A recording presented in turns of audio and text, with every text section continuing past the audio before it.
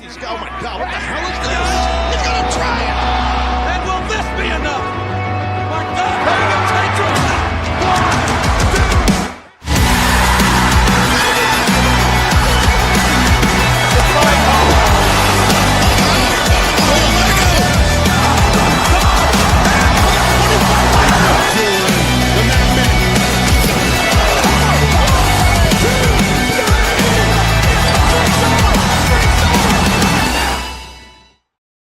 What's up, everyone? Welcome back to another episode of Ruckus Wrastlin. I'm Josh, alongside Justin Toner. Justin, 2 weeks ago, I had to sweat out my Cowboys game during our show. Now it's your turn to sweat out the Bills. But the thing is, the Bills are playing the Dolphins, so you really not have to sweat. Yeah, why should I sweat? We're playing the Dolphins. No offense to our friends who are Dolphins fans, which are we both have different soul.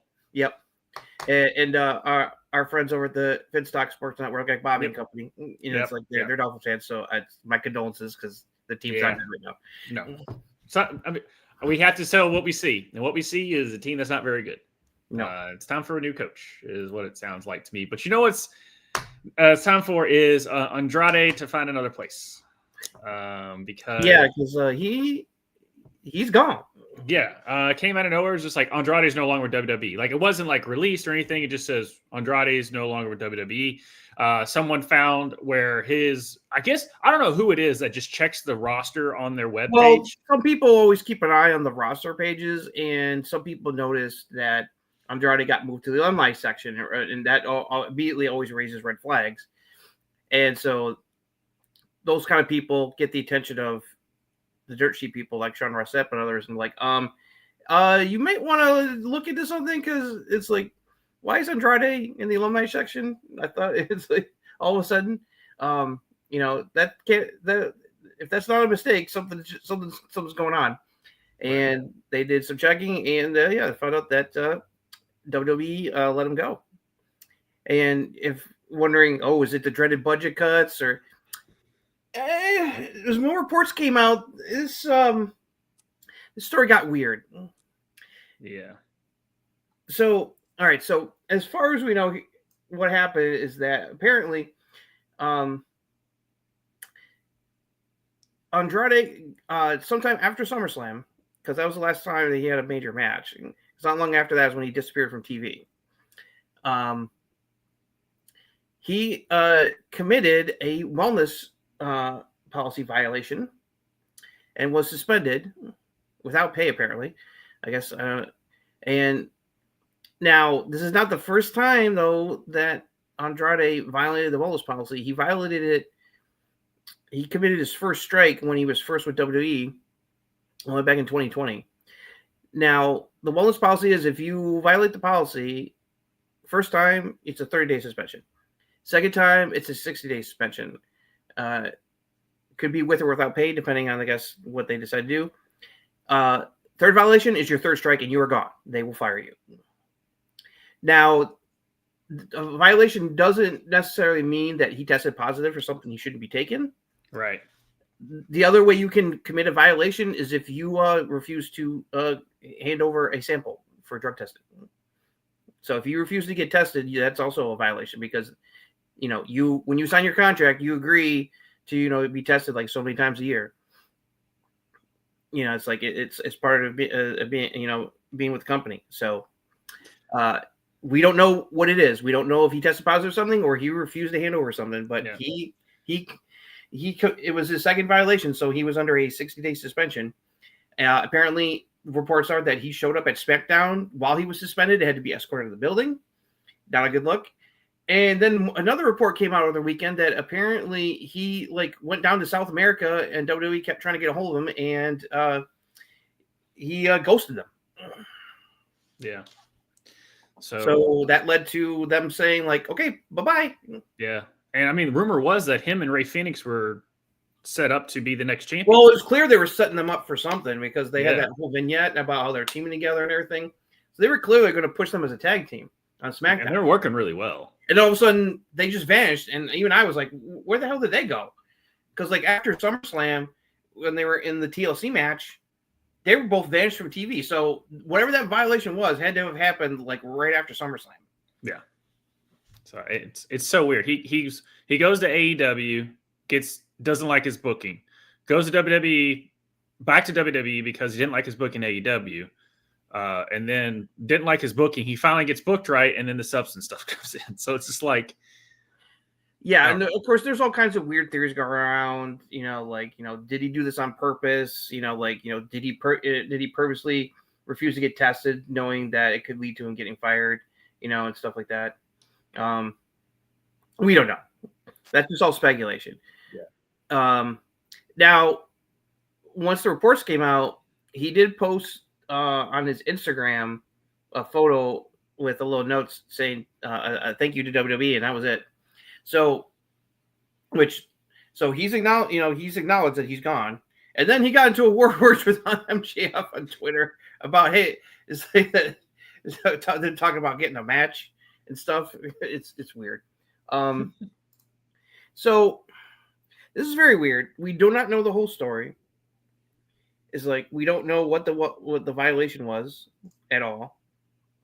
Mm-hmm. So if the reports are true, whether he tested positive or something or refused, that's not good. No. And then also ghosting WWE for weeks and not returning their calls, that's not good. So it's really weird. Now, it's one thing when you're not happy, but if you purposely get yourself fired, that's never good luck. So we don't know what happened here. It's like either it's like this was justified, or it's like it was his way of just trying to get out. We don't know. That's right. Speculate. It's just I don't know. But so I'm not going to put all the blame on WWE. I mean, yes, their booking was pretty crappy for him for the majority of the time he came back. I mean, outside of the teaming with Ray Phoenix and the Best of 7 series he had with Carmelo, which was fucking awesome, they didn't really do much with him. Yeah, I mean, they it's like featured him like a Money Bank or stuff, but it's like they didn't have an overall plan. Even when they looked like they did have plans, they completely scrapped it. Like, remember how they were setting up that whole storyline of SmackDown where he was like messing with Legado and trying to get I think it was Humberto to split from the group because he wasn't happy with what was going on. It's like they spent weeks doing that, and then they just dropped it, and now everything's okay with Legado. Mm-hmm. And they had to have him loaded up to do stuff with AAA. Oh yeah, because he was there when they announced the AAA acquisition on Mania weekend. He was one of the people that was there on the stage when they did the announcement. I mean, do you think it's a weird ego thing? I don't know. There's stupid people out there saying, "Oh, maybe he was about show." It's like he's been back for quite a while. It's like, and he returned 2 years ago? And he and Charlotte have both been very, mum on the details of what led to the divorce, and and that's their right. That's none of our business. No, it's not. So, that kind of speculation, I think, is unwarranted and stupid. Mm-hmm. I mean, at this point, it looks like he's CMLL bound. Highly likely. I don't see him going back to AEW because done. Like he probably doesn't see them their consistency, and it's like he was already. And plus, also, we also can't forget he had that little backstage incident with Sammy Guevara that got him in deep shit with Tony for a while. Yeah. So, yeah, it is unfortunate. I mean, he's very talented, but there's also been times where he's also shot himself with the foot as well. Mm-hmm. So, it's like that's why I brought up the ego thing. Like, he's very talented. Yeah, I mean, when his run with him and Zelina in NXT was awesome. Yeah, that was awesome stuff. Him and Zelina together were great. After he was split with Zelina, it was never the same. No. And, that hurt him a lot. Some people brought this up, I've seen, and they do have a fair point. I think JD from New York mentioned, I can't remember. It's like, but they point out the fact that he even though he's been wrestling for here in North America for some time, he never really improved his English speaking skills. That was always like a thing that kind of held him back, which is why they put Zelina with him, because And then you look at people like Stephanie McCurry and Julia, it's like come in and, their English, it's like Stephanie recently said, like on Van Fleet, it's like, like she knew like a little English when she signed with WWE, but like compared to what she was able to say when she first showed up at NXT to how she speaks now, it's a huge difference. Right. Like her and Julia have put in the work on their English so they can be able to cut proper promos, and it shows. Mm-hmm. So like people point out, Stephanie's English has improved in a year compared to Andrade's hasn't really improved in like several years. Which Stephanie cares about the little things is what from that situation is what tells me. Stephanie cares about the little things. Jason, have you been paying attention to all our shows? Ruckus Wrestling is on Thursdays at 9:00 Eastern, 8:00 Central. No matter who's playing. I had to sweat out the Cowboys game, which is going to be a lot more closer than this thing. Yeah, 2 weeks ago. Josh was really worried about that Cowboys game last week. Thankfully, it got suspended, so we were able to, it wasn't pulling my my attention out too much. But yeah, yes, our dedication to wrestling is high. It's the perfect time and the perfect day of the week to appreciate you joining us. But yes, I appreciate you joining us, Jason. And yeah, I just think it's a weird. Dallas doesn't suck. They have they have the better record than the Chiefs. They do suck. They don't suck. They have a better record than Chiefs. That's hang the banner. We have a better record than the Chiefs. That's all I've got this year because I don't have Michael Parsons. Jerry Jones, man. Jerry Jones. Whatever. Oh, anyway, you know how much my heart broke after after Thursday night game last week, and the whole Green Bay fans were chanting "Thank you, Jerry" as Michael Parsons walks out. Yeah, dude. that hurt. Yeah, once in a generational talent. We'll give him two. Right. Let's give it 2 first rounders. All right, let's get back to wrestling. You triggered me. It's Jason's fault. I know he triggered you. It's all right. So yeah, it's the whole Andrade thing. It's just really unfortunate, but it's definitely there's definitely fault on both sides here. Between not good booking and also obviously Andrade's personal attitude kind of stuff didn't played a factor as well here, obviously. Again, I am just grasping at straws here to try and figure out between the weeds, is because this isn't the first time that there's been drama with Andrade, right? In multiple promotions. So which leads me to believe maybe the booking that he was proposing was so like outside of the box, or just give me the championship now, and just like, no, you have to kind of like build to it and build, all that. Like he should know that, but maybe his bad booking is because everything he pitched was just like, put me in a program with Cody, like right off the bat. Right. That's all he pitched, right? So like, I don't know. I'm just throwing stuff out there because this isn't the first time it's happened. It's been multiple times that these had issues with multiple promotions. AEW, it's like, yeah, everyone had, there's like a dam. No, there's a faucet worth of leaks coming out of AEW. So it's like, oh yeah, somebody else got into it. No kidding. Yeah. But to hear that it happened in WWE and basically the same repetitive stuff that happened in AEW happened in WWE when he came back. I know this new regime gets a lot of shit, and rightfully so, but it has nothing to do with this type of stuff. Right. But so yeah, I'd say CML is most likely a place, because unless TNA decides to give him a shot, because I mean he didn't burn any bridges with Tony when he left, but I don't think he'd want to go back there right now with the way things are over there right now. He'd get lost in the shuffle. He'd go nowhere. Yeah, they have enough issues. They got so much people over there anyway. Yeah. So yeah, a couple quick nuggets. Forgot to bring it up. Just we don't have to talk about it. Just a couple quick nuggets before we get to the fun part of the show. We're gonna do a little something different before we get to our breakdowns. Will Ospreay had successful neck surgery, so he is on the road to recovery there. Thank goodness. And the last little thing. It's no surprise. Joe Hendry. It's inevitable. 2026. Mark your calendars. He will be officially WWE full bound. That's not official, But Well, if you when don't he's see appearing the more on NXT than on Impact, that says something. yes, and like that's the reason that they took the TNA title off of him because it was inevitable of what happened. I wish he would have had it longer, but Hey, yeah. whatever. It's Joe Hendry. He's awesome. So yeah, there's a couple quick nuggets here. Okay, so Bleacher Report came out today and dropped. Let's discuss this list here. Discuss this list. I put it in our private, and then of course our Discord members, how great they are, were just like, "Oh, did you see this?" And Justin was like, "Yeah, we're gonna talk about it." So yeah, hey, Justin, list when it come out, everyone just agrees with it, right? They have no problems with it. Oh yeah, there's That's no how lists work. controversy. But you know what we love about lists is the content and the discussion that you get out of them. Right. So I kind of run through here. Bleacher Report came out with the 25 greatest women's wrestlers in WWE history, not just women's wrestlers. Okay, so some Just people WWE only. just WWE only.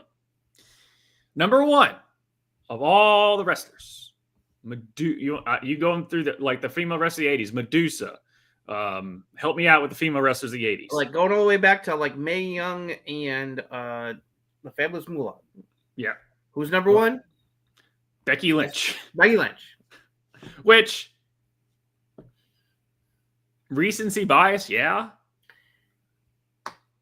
I mean, we're modern biased, yeah. And this is coming. You got to think of like the accolades, and she main event at WrestleMania, and was pretty much because of her argument. Right. I don't know if I'd put her at number one, but you can make the argument. You know, it's like, but she's definitely going to be using this in her promos now. She's going to she's already been. She loves saying about like Sports Illustrated, she's the best. Now she's going to say, now Bleacher Report says I'm the greatest of all time. It's right. This is just more fuel for her heel character. But yeah, I mean, a lot of these female wrestlers in the top are very recent, like post Four Horsewomen, Evolution, all that stuff. Now, to be fair, I mean, most of this people who are in the top 10, I would agree should be in the top 10. Mm-hmm. There are some omissions.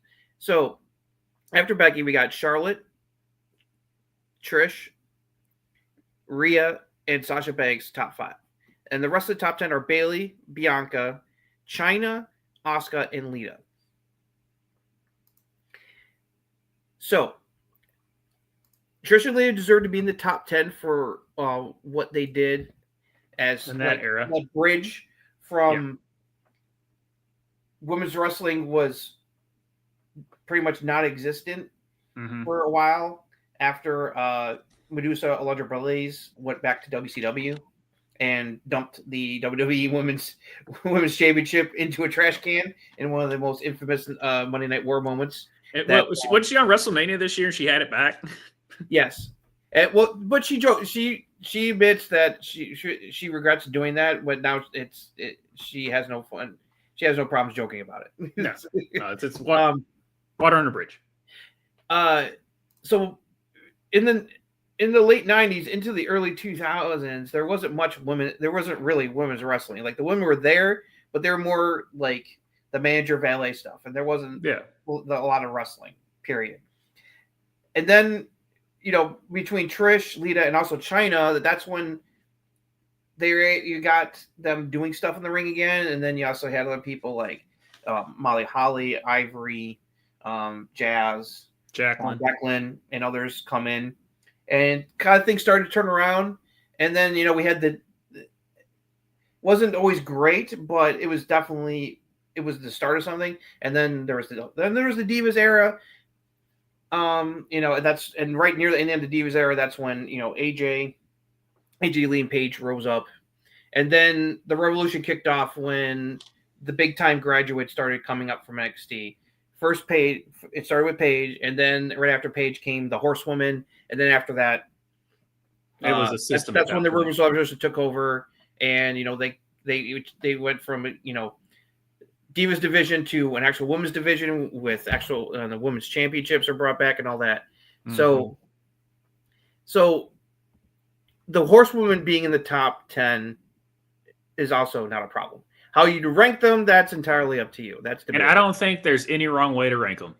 Yeah. Honestly. So the Horsewoman, Lita and Trish and Chyna, I think are fine in there. And I don't have a problem with actually Rhea or Bianca being in there just because of what they've done in their career so far. It's just hard because like Io not being in the top 10 like really bugs me at this point. I mean, she's at number 13. So I don't know. It's just recency bias. Like Bianca is insane as far as her in ring. Her mic skills are okay. But I mean, that's the thing with Becky. Like, I understand why they put her at 1. It's because like not only is she amazing in the ring and has in WrestleMania but her mic skills. She is the best female talker. The only other woman in the last like decade who's achieved a little popularity that comes close to Becky's is Rhea. As far as like, they're not just like over, they're one of the most over people in the company. When Becky rose up as the man from 2018 through 2020, she was one of the most popular baby faces in WWE. Yeah, and it forced their hand to main event. It got attention. Her rise in popularity is what brought me back into wrestling because everybody online was talking about her. It's like they were comparing her to like some people were comparing her to like she's like a female version of Stone Cold Steve Austin. That's how popular she is. You're right. It is a little recency bias, yes. But honestly though, it's recency bias because this is the first time in the past, like I'd say 15 years that they've actually featured, and we still complain about it, but they've actually really featured female wrestling. And so this past decade from 2015 to now has been an incredible change for women's wrestling. It's like not since like the early to mid 80s have we seen women's wrestling this prominent. Like the last time it was like this prominent was in the mid 80s at the height of the whole rock and wrestling with, Cyndi Lauper supporting Randy Wicker against Fabulous Moolah. It's like, and you also had, Rocket Robin and Sherry and Lilani Kai. It's like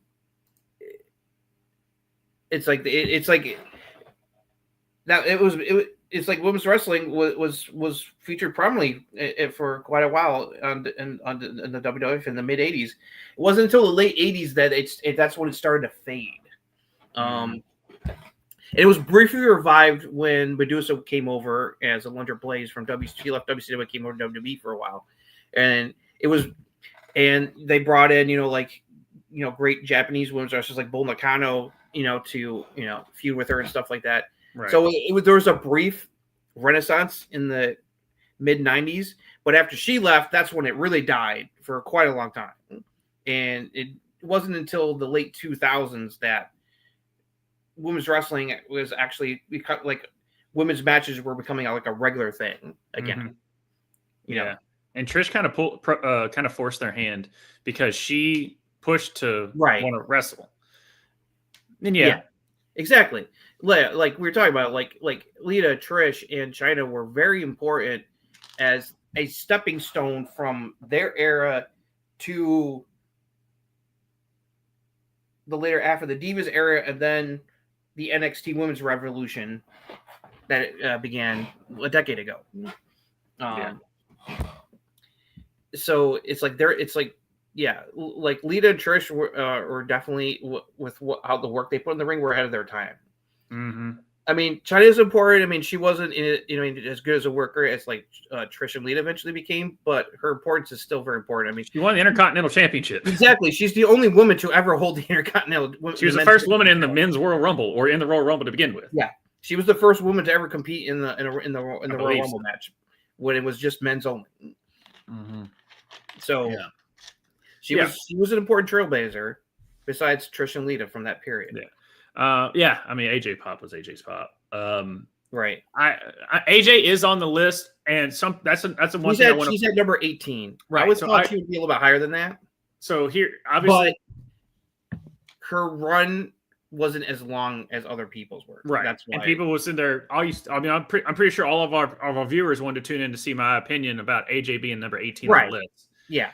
And the thing is AJ wasn't there long enough. Her impact is incredible, as you can see with the pop. but she wasn't there long enough. Right.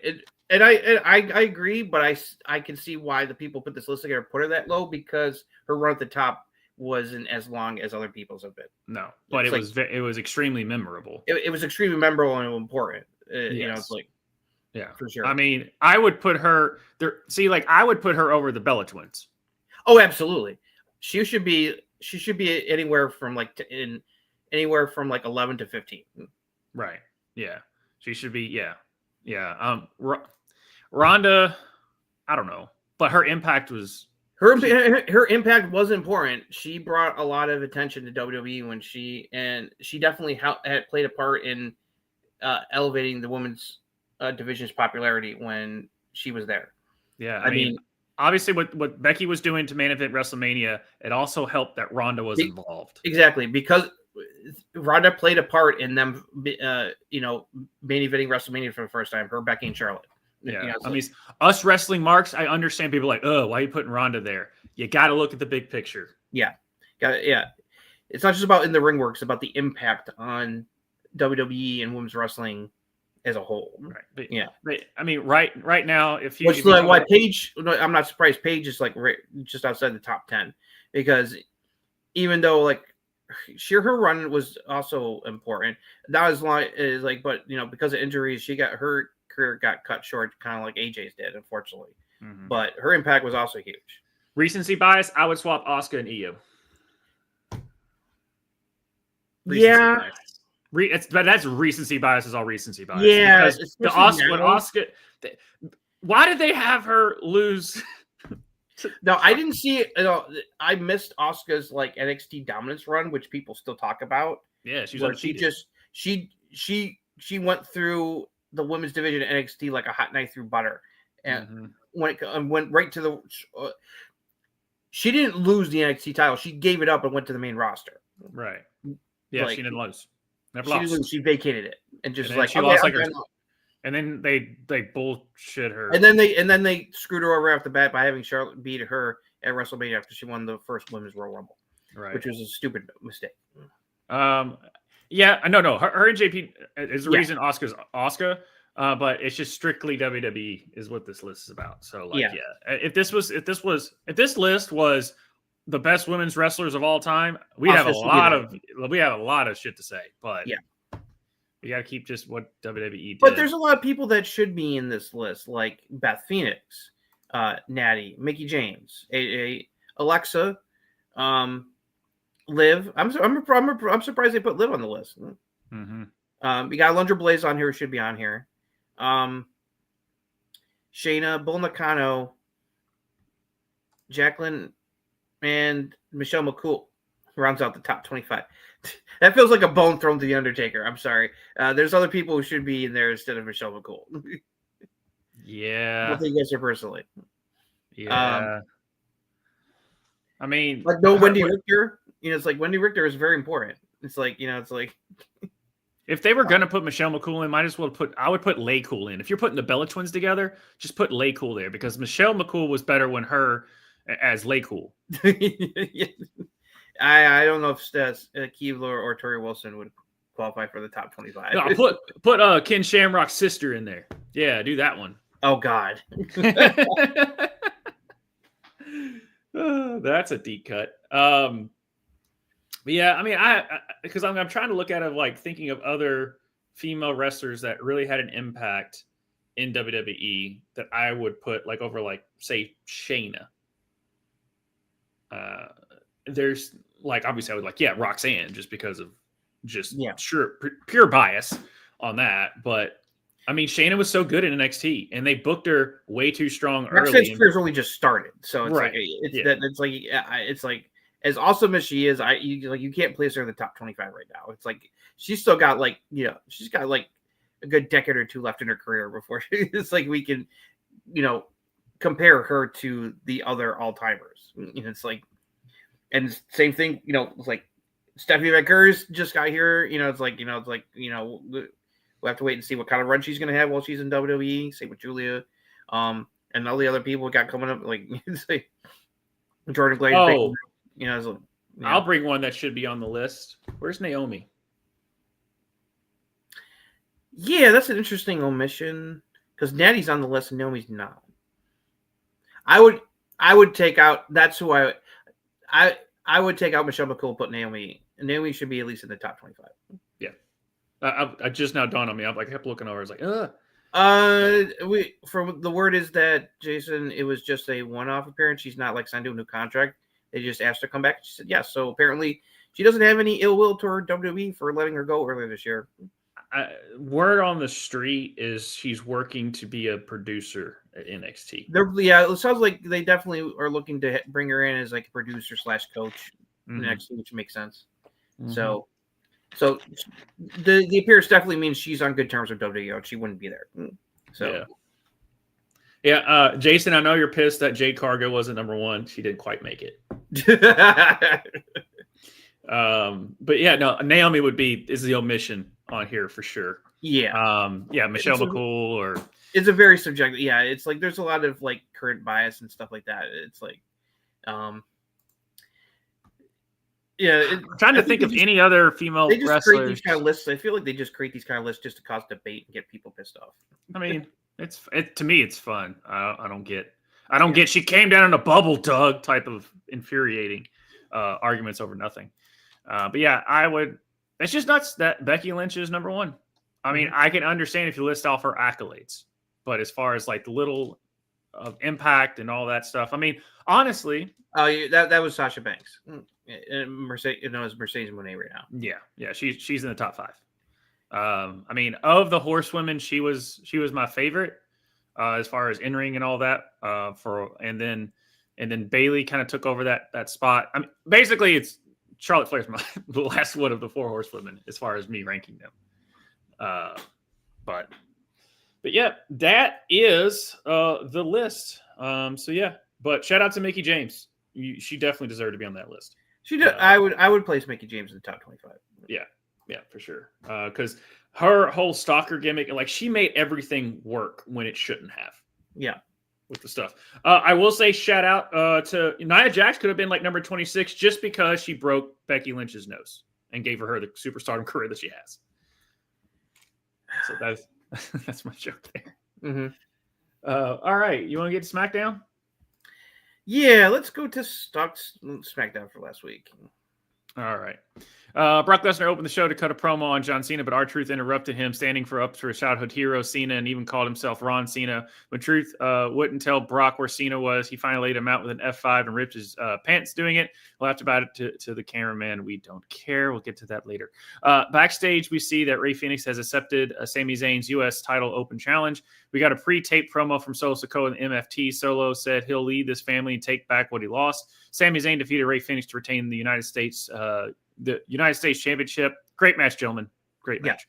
Yeah. B-Fab was on the phone telling somebody to call her. Julia and Kiana James came in and trashed Michin, B-Fab's friend. They exchanged some words and agreed to a match tonight. The video aired featuring the Wyatt Six. Bo and company wondered where the Street Profits go next about their issues. Julia versus B-Fab never happened as Julia and Kiana James attacked her before the bell rang and did a beatdown until Michin, wielding a kendo stick, came out to make the save. Aleister Black was featured in a video package talking about how he beat Damian Priest last week. Black said, if you keep fighting, then you'll decide by the code. Black said that violence begets violence and he will be its prophet. That just sounded like a pirate's monologue. Yeah. Tiffany Stratton and Jade Cargill ended a double count out to Jason's. I know he really wanted Jade to win. Stratton remains the women's champion. Nia Jax showed up and attacked both women after laying out Jade. She dragged Tiffany into the ring and hit an annihilator on her. SmackDown GM Nick Aldis was shown leaving his office when Chelsea Green was there without the fire. Aldis told them they can face the winner of Charlotte and Alexa versus the Calling on NXT Homecoming. The Miz came in and Aldis said he already spoke to Carmelo Hayes about a title shot. Miz assumed he meant tag team titles. Aldis was about to correct him, and Aldis said, never mind. A video package aired about John Cena and Brock Lesnar's rivalry on their trip to WrestlePalooza, still a dumb name. Sami Zayn was interviewed by Kathy Kelly backstage when Carmelo Hayes interrupted. Melo said he's got next. Sami said, all right, don't miss. The Miz walked up to Melo and complained about Melo doing this. Miz said that Melo needs somebody to guide him down the right path. To them getting the tag team titles. Melo said that he can get the U.S. title and tag team titles. Miz said, you don't know how difficult that is. And Melo told Miz that he didn't. that he did it. Melo told Miz to trust him.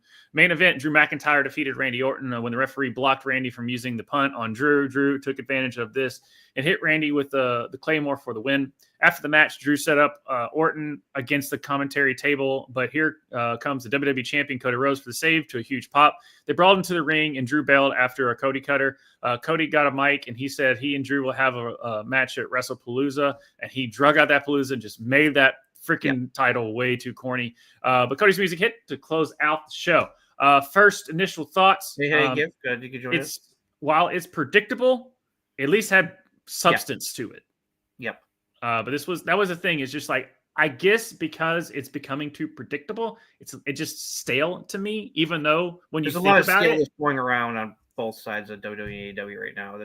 I'll get to Raw. Get into Raw. Oh, well, we'll get to Raw on that. Yeah, especially Raw. Oh God, I literally had to like switch or something because it was. I will get to it. All right, I had to fast forward. Yeah, Lesnar, R-Truth. Hey, remember when Ron was supposed to be serious? Yeah. Well, I remember. Yeah, you split your pants, Brock. We don't care. All right, Ray and Sammy. All right, you get a thumbs up. I'm doing Simon Miller's thing. For Sammy versus Ray Phoenix, that was a banger. That was fantastic. One of the probably the highlight of the show. Although Randy Drew was really good too. How many video packages of solo MFTs are going to have to do before some audience member catches on? Because I like it. It's just not hitting. No one cares. No. How do you fix that? Yeah.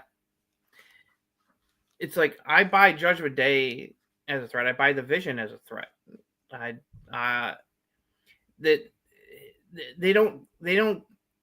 I don't feel like they're treated like they're like a serious threat, like the Vision is, or even the Judgment Day is. Yeah, they somehow or another they've always, even as soon as Judgment Day doesn't seem to work anymore, people are like, oh my God, just break them up, and they just make them fresh again.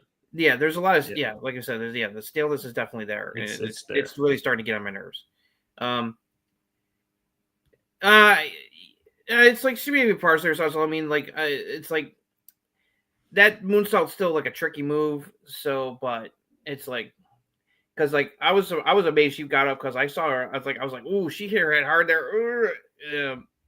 She either got a bell rung or she maybe has a concussion. Either way, she wasn't medically cleared and so couldn't do NXT Homecoming. And Lyra Valkyrie ended up taking her place, which ended up working out just fine because I love Lyra anyway. Yeah. But getting back, so basically the vignettes, the Wyatt Six said the same shit, MFT said the same shit, and Aleister Black said the same shit. Like, yeah, there was a lot of repetitiveness here, and it's like, I would like to have seen Julie have a match, but it's like, at least the story, in a way, the storyline was further because I was like, okay, I thought they were gonna have a match and then they were gonna do the beatdown and then Meechin was gonna say, but they're like, no, we're not even gonna have Julia do a match. They're just gonna do the beatdown and then have Meechin make the save instead. So I'm like, okay, it wasn't until I read the rundown that I forgot that that will lead to probably a tag match tomorrow. Right, and I forgot that BFAB even was talking on the phone. Yes, they are stale, and it's like they're trying it with what's going on with the Profits, with them teasing the Profits breaking up at this point. So. That's the only way GIF will actually pay attention to the Wyatt Six is if they get involved with breaking up and having Montez Ford go singles. Because he's been waiting on that for about 15 years now. So he will pay attention to the Wyatt Six. And he will be a fan of the Wyatt Six if he breaks up the Street Profits just so Montez Ford could finally get a singles play. And like the lack of depth, like we talked about, like the fact that, it's like both Jade and Nia Jax are still circling around Tiffany for the title is really annoying. Yeah. Like, and the thing, like the Miss Mellow stuff is Bianca comes back soon. I really hope so because she is sorely missed in the show. Right. But shout out to Mello. This show was full with Mello. Yeah. Yeah. It's like exactly. But on one other plus side, I am liking where they're going with the Mello Miz storyline. Right. That's what I'm saying. The show was full of Mello. Yeah. So I am enjoying. I'm hopeful this is leading toward a good path for him finally. I mean, we've been saying Mello, push Mello, and it seems like they're doing it in the most baby step way possible. Man is fucking money. Yeah. So I mean, anyway, but we've like been up and down on his booking, but they still are presenting him and they're putting him in a different way. Oh yeah, it's leading to the split up. Like Miz is going to turn on him, and then Melo will go into full babyface mode. He's already got it's working because the fans are getting behind him. So it's like that's why I'm very hopeful for this where it's headed. Right. Yeah, exactly. It's going to happen. I've never been so entertained, but did not care about that Drew Randy match because I just knew it was all leading to Cody. Yeah, exactly. Like the match was good, but I knew like no matter the outcome, Cody was going to show up to get his revenge on Drew and set up a match at WrestlePalooza. Because it's like okay, I'm done filming Street Fighter. I'm back. He looked a lot more. He definitely got a lot more jacked for Guile because you could tell he was a lot. Like yeah, Cody was in shape, man. Yeah, he got a lot more jacked. He got into that Hollywood regimen. He got Hollywood fit. So yeah. He is money. Yes. And we believe that. We've all been in agreement on that for a while. So hopefully this is going to lead to good things for this. Yeah, I mean, anything else you want to talk about? Because to me, right now, this is just another C show. Yeah, it was just a blah average show with two good matches, and thankfully one of them was a banger. I would have given the show a thumbs down if it wasn't for Sammy and Ray tearing the house down with that. No, it's not. Roman's filming his stuff. Yeah, it's not done yet. Roman is filming his work as Akuma right now. He's supposed to be done sometime by the end of the month. So yeah, they just they had Cody was brought. Cody's stuff was filmed first. And that's why he was off TV before Roman was. Yeah. And I don't know how long they're filming, or I might be out by the end of next year. I don't know. Oh my God, that would fucking tear the house fucking down. Yeah, it would. Yeah. But yeah, that's all just Smackdown was mid at best. Yeah, and I'm worried because they can't get Julia over, and she's so good. It's just... I know of our three girls that were like, oh come on, we got it. Julia is like the one that's just not working. Well, she's getting the worst booking. Like the Stephanie stuff, I'm giving them a pass because that was an unfortunate side effect of Naomi being pregnant and them not coming up with anything else for her to do until they sorted out what they were going to do with the title picture.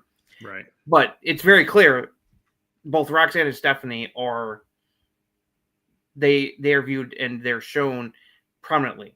Yeah. Yeah. So I'm not worried about them on Raw. I'm worried about Julia at SmackDown. Yeah. All right. Well, speaking about bland, let's get to Raw. All right. John Cena opened the show to cut a promo on facing Brock Lesnar at WrestlePalooza. He went over their history. He said he is afraid of Brock. He's afraid of Brock, afraid of losing to him, but he won't back down or give up. Cena ended with, "You want some? Come get some." Jey Uso and LA Knight were arguing with Raw GM Adam Pearce, who tried to reason with them. Knight said he wants a piece of Braun Breaker and Bronson Reed tonight. Pearce asked him who his partner is. Knight said Jimmy Uso. Jay said no because that's his brother. Knight told Pearce to make it happen. Lyra Valkyria defeated Roxanne Perez. Boo. After the match, Raquel attacked Lyra from behind, and her and Roxanne took her back in the ring for a beatdown when Bayley came out to make the save and fought off the heels. Lyra was shocked, and then Bayley went around ringside hugging the commentary team, Alicia Taylor, referee Jessica Carr, and fans at ringside as she headed to the back. Stephanie Vaquera and Io Sky were with Adam Pearce, having signed their contract for their title match at WrestlePalooza. Vaquera said she respects Io and made the best woman win. Sky says she respects Vaquera, but she will win. They shook hands. Asuka showed up and got in Vaquera's face and told her that she will face Kairi Sane tonight. Vaquera said fine, so Pearce made it official. Introduce Kairi. Yeah, Kairi! All right, that's enough of me trying to do that impression. I'll never do it again. Jimmy Uso told LA Knight he can't team with him tonight and find someone else. Penta defeated Kofi Kingston. Whatever. Jay and Jimmy met up backstage. Jay told Jimmy to say no tonight, teaming up against the Vision tonight. Jimmy said he already did, but he doesn't like Jay giving him orders like that. Jimmy told Jay to change his tone because the last time he checked, there ain't no Ulafala around his neck. Jimmy then found LA Knight and said he changed his mind. He's in for the match. All right. Seth Rollins and Becky Lynch and CM Punk and Edge Lee had a face-to-face in the ring. Punk wondered if the egos of Becky and Seth will get in their way at WrestlePalooza and be able to work as a team. Seth gave Punk credit for marrying AJ, but he will regret bringing her into this. AJ told Seth that the mistake was made. was when he chose to use his wife as a shield against her husband. Oh gosh. Becky brings up the injuries to AJ's neck that played into her retiring and says she is a liability. AJ admits she's not sure how well it will hold up, but she won 2 titles with this neck. AJ admitted she can be unpredictable and make a rash decision. She's Puerto Rican from New Jersey, so sometimes she shanks a chick. Seth warns AJ that she better pray that after Becky rips her to shreds, Punk doesn't abandon her. AJ slapped Seth for that. Seth told Becky to go after AJ, but she refused, and then they argued as she left the ring. Seth pie-faced Punk, and he chased after him out of the ring, which was a distraction to allow Becky to sneak back into the ring and lay AJ Lee out with the manhandle slam. Punk checked on AJ, and Becky slapped him again to taunt him before her and Seth left sharing a kiss. Dominic Mysterio was interviewed by Byron Saxton with Dom holding his 2 titles. Saxton tried to ask him about El Grande Americano, but Dom avoided that. Dom said he's the Mega International Champion, and there were loud noises in the distance. The New Day were shown beating up Penta with chairs. The War Raiders showed up along with the officials to stop the attack. El Grande Americano defeated Dragon Lee thanks to help from the other 2 masked El Grande Americanos. We know who they are. Lara was outside Bayley's locker room and heard her arguing with herself before going in. She wanted to thank her for helping her tonight, but Bayley went into heel mode, yelling at her for not knocking and called her an idiot. Bayley told Lara to stay out of her locker room, and she left angrily. Stephanie Vaquer defeated Kairi Sane. Asuka went to go after Stephanie after the match, but Io came out and got in between them, telling Asuka to back off. She and Kairi left. Io and Stephanie shook hands. Asuka was backstage with Kairi and Io yelling in Japanese. Io said that she needs to do this by herself. At WrestlePalooza, she's going to win on her own. Asuka said fine and ranted some more in Japanese. Asuka left. Sane stayed, and Asuka yelled to Kairi, so Sane left. The Judgment Day was backstage celebrating Dom winning the AAA Mega Championship with some champagne. Finn Balor said that maybe they should pump the brakes on their celebration. He said that Raquel and Roxanne had a tough night. Raquel said they take care of their problems. Finn didn't like Dom hanging out with El Grande Americano. JD wanted to know what Grande expects in return. Dom said maybe Grande just wants Dom's respect. Balor said when you play that King of the Luchadors card, don't expect help from them. Finn and JD left. Rusev walked up to Dom, introduced himself, and said he's the next Intercontinental Champion. Rusev left while Dom looked worried. In the main event, The Vision defeated LA Knight and Jimmy Uso. The heels attacked the babyfaces after the match. Jay Uso made the save with the steel chair. Jay told Knight they are good now. Knight looked Jimmy in the eye. They exchanged words. Knight shook Jay's hand. When Jay turned around, Knight hit him with the BFT. Knight talked to Jay on the mat and left the ring to end the show. Yeah. Let's start with the negative. How many more times do we have to have the Vision versus the Babyfaces in the main event? I don't know. I love the Braun. I love Braun Breaker and Braun Strowman, but it's like you can't keep having the same like which roster repeat match every fucking week on Raw. It's like it's getting ridiculous. And, I like the whole Usos Night stuff because then something crazy could happen at WrestlePalooza. But we've seen what's happening at WrestlePalooza. It feels like for the past month. Right. Now, I did appreciate Jimmy being like, don't order me around like that. You don't got the ool follower around your neck. You don't tell me what to do. It's like, right. I did appreciate that line. I was like, oh, yeah, you tell him. Because he's like, you're not teaming him. Like, what do you mean I can't team with him? It's like, you don't tell me what to do. Right. So I did appreciate that. But yeah, like the Penta New Day stuff. Where's that leading? It seems like it's like it keeps going on and on. I don't know. The Penta is in the New Day vortex. Yeah. And just can't get out. I don't know. Just the Americano stuff. Nothing on this show took my attention other than the AJ Punk stuff. That segment was the best part of the show. Thanks for following up. I didn't like how I knew they had to sell the match about like, ooh, can Seth and Becky get along? But the fact is I've heard that son of a thing all the effing time when it comes to a tag team match. And it just doesn't sell for me. And it's like nails on a chalkboard at this point because it felt forced when Punk was saying it. Right. But yeah, I was kind of like, oh, we don't need to go there. But then it got better when Becky and Seth were going after AJ, saying like, "Yo, you're the weak link. How's your neck going to hold up, AJ?" Right. And then AJ fired back. I loved her line with like, "I'm a Puerto Rican from New Jersey. Sometimes I shank a chick." I was like, "Fuck yeah." Yeah. And See, guys, Seth and Becky can work if you put them in the right situation, because when they put them together back then, it was forced booking. Very forced booking, and they could tell they just did not like what they were doing. They're having fun. I love that they played mind games. They made Punk and AJ think there's dissension, but it was a ruse so that Becky could lay out AJ and fuck with them again. I like that. It did pop me when Seth was just like, but I'm not one to hit a late. You know, he basically said what Punk said. And then Becky was just like, what? He was like, go get her. He's like, go get her.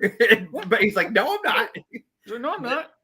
I was like, all right. I was like sitting there. I was like, okay, that was pretty fun. But I also love the camera shot where like they got the up close where Becky and Seth were arguing, and the background you see Punk and AJ smiling, and the only thing missing was like popcorn because they were enjoying watching them argue.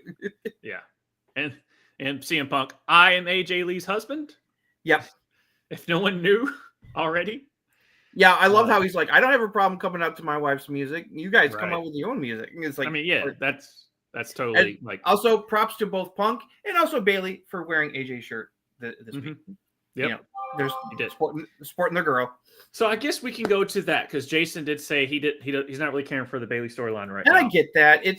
I want to give it time. Weird. It's not what I would have wanted for her to do. But thanks for hanging out, Jason. Make this work.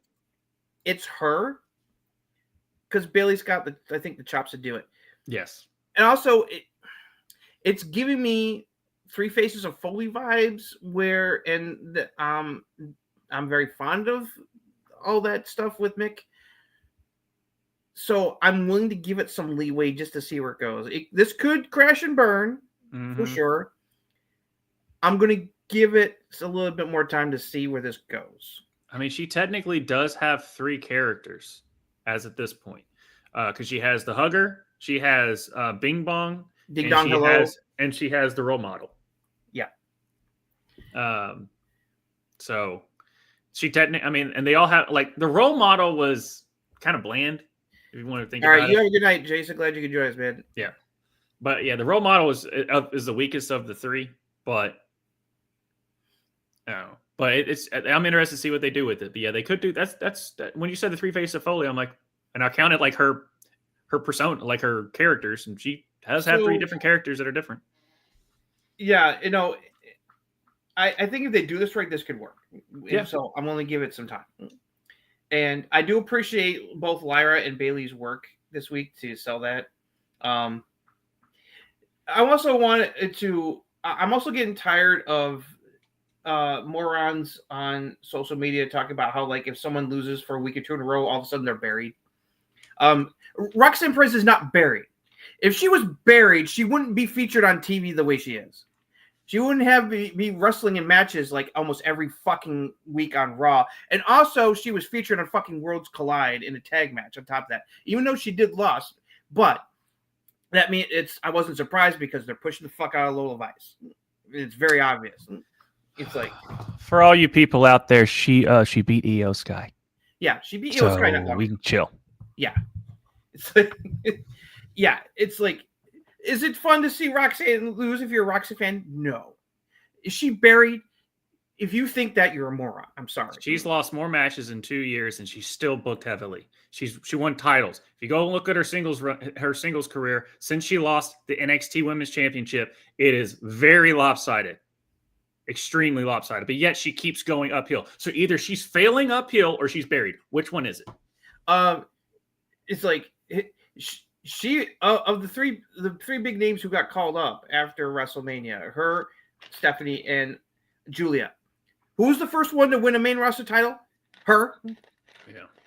Technically it was given to her, but whatever. Yeah, but she earned it. She defended it. Yeah. It's like, and then Julia won the US title after she became tag champion. Stephanie hasn't won a main roster title yet. So it's like, so Roxanne's already been a tag champion already. And if things play out the way that we hope they will, she may also become Women's Intercontinental Champion in the near future. Because my fantasy booking hope is that after this tag match, we get AJ versus Becky feud over the Women's IC title. AJ beats her for the title. and then you can do Roxanne AJ. Mm-hmm. And I mean, what better way for AJ to put Roxy over is with a title on the line and giving her first singles title on the main roster. Mm-hmm. So plus, it's gonna and we're getting closer to Liv coming back. Yes, so that's also going to play a part. So Roxanne has already got a built-in feud with Liv. She's definitely going to get that feud with AJ. You know what's going to happen. It's like AJ and Punk are going to make sure it's going to happen because I'm gonna like just like not think about that, so that way when it happens, I don't have the I already knew X, Y, and Z was going to happen on SmackDown and Raw because it's just so predictable. Right. So I'm just kind of putting that back in my mind. I'm letting AJ breathe, and then don't give it to me yet. Let AJ go give me 6 months down the road. But I'm looking forward to AJ versus Becky one-on-one feud after this tag match. Yeah, that's where it's going.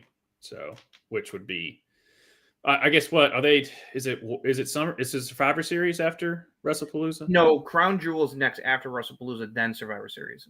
Okay, all right. Because Crown Jewel is the October pay-per-view, and then Survivor Series is November, and then after that, it's the Rumble at the end of January. Gotcha. Yeah. Okay. Yeah. I like Stephanie's shirt. I feel like that's gonna sell like hotcakes. Oh yeah, I need to get my hands on that. Wrestling is my language shirt eventually. No, I'm glad that Stephanie's finally back on TV. And playing a part in this whole heel turn storyline with Asuka. I gotta give props to Kairi Sane for her facial expressions that she's pulling off in these segments. She's saying so much with her face without saying anything, where you can tell that she is caught between the rock and the hard place and is doing her best to not rock the boat, because obviously she's not entirely comfortable with the way Asuka's behaving, but she's afraid to say anything. And like her face when Asuka's like, "You're going to face Kairi Sane tonight," and then she's like, "Oh, okay." So Io and Asuka have not faced each other since Asuka returned, correct? No, they have not. Okay, that at least gets me excited, knowing that that's pretty much right around the corner here in the next couple of months. So this is going to be some interesting possibilities for Io versus Stephanie at WrestlePalooza, which is one of the matches I'm most looking forward to besides the mixed tag match. Yeah. So props to that. And also, it's like, and also, Rhea's still involved. That storyline is one of the best things they got going on Raw outside of like Punk and AJ against Seth and Becky. Vision's taking a little derailment because Seth is preoccupied with dealing with Punk and AJ with Becky right now. And so the Brawns are left to deal with the Usos and LA Knight for the time being without Heyman, because I guess they wanted to have Heyman take some time off for TV and have a break. Although apparently he did pop a couple of blood vessels from the guillotine choke he got from Rowan. That's interesting. Yeah, interesting to see. But yeah, just like, but there's just so much. It's like they just keep doing the same old thing.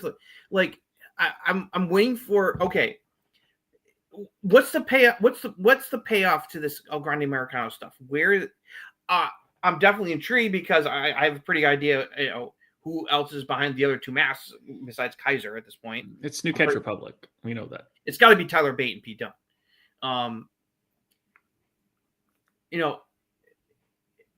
It's like I want the next phase to hit, because like Finn and JD are really like, what is this deal with you keep working with these El Grande Americano dudes? It's like because it's like they're supposed to be a family, a unit, and he's got these outsider guys doing his dirty work for him now and not them. And he keeps all like, like he keeps deflecting and at this point I think JD and Finn are both like, I'm smelling a lot of sus coming from you, Dirty Dom. Yeah, it's just the fact that they've been doing this for so long. That's the one thing. It's just like, oh, here's the Judgment Day segment where they talk about what's happening with Grande. Don't worry about it. All right, join us next time. What's going on? It was like Dragon Ball Z episodes. It's like they threw one punch. The next episode, they threw another punch. It's just like, get to the point. Yeah, get to the point. Either Dom is turning on them and forming like this new faction with the El Grande trio, or Finn and JD are finally going to turn on him and he's going to go to full babyface again. Yeah, and kick him out of the Judgment Day, and which Raquel will be torn with, and then Liv will come back and she's going to be all pissed off at how Dom was treated, and also going to be pissed off at Raquel for not doing anything about it, and now being all buddy with Roxanne while she was gone. Right. It's just pick it up, because I honestly like us talking about it has me more entertained. It feels like they're dragging things a bit. Yeah.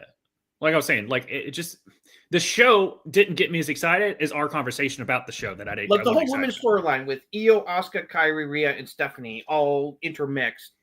That feels like it's going somewhere. It's the boiling point with Asuka finally turning on Io is right around the corner.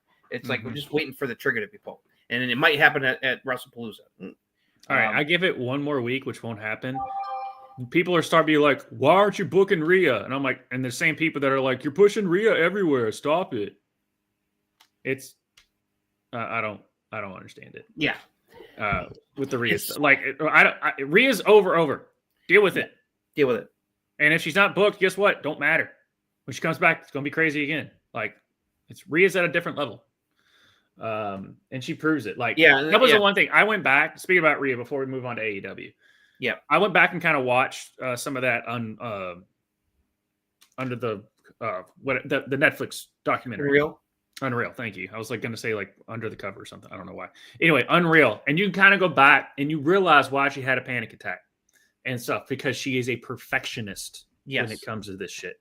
Just go back and watch it differently, of her not freaking out because she doesn't want to forget her moves.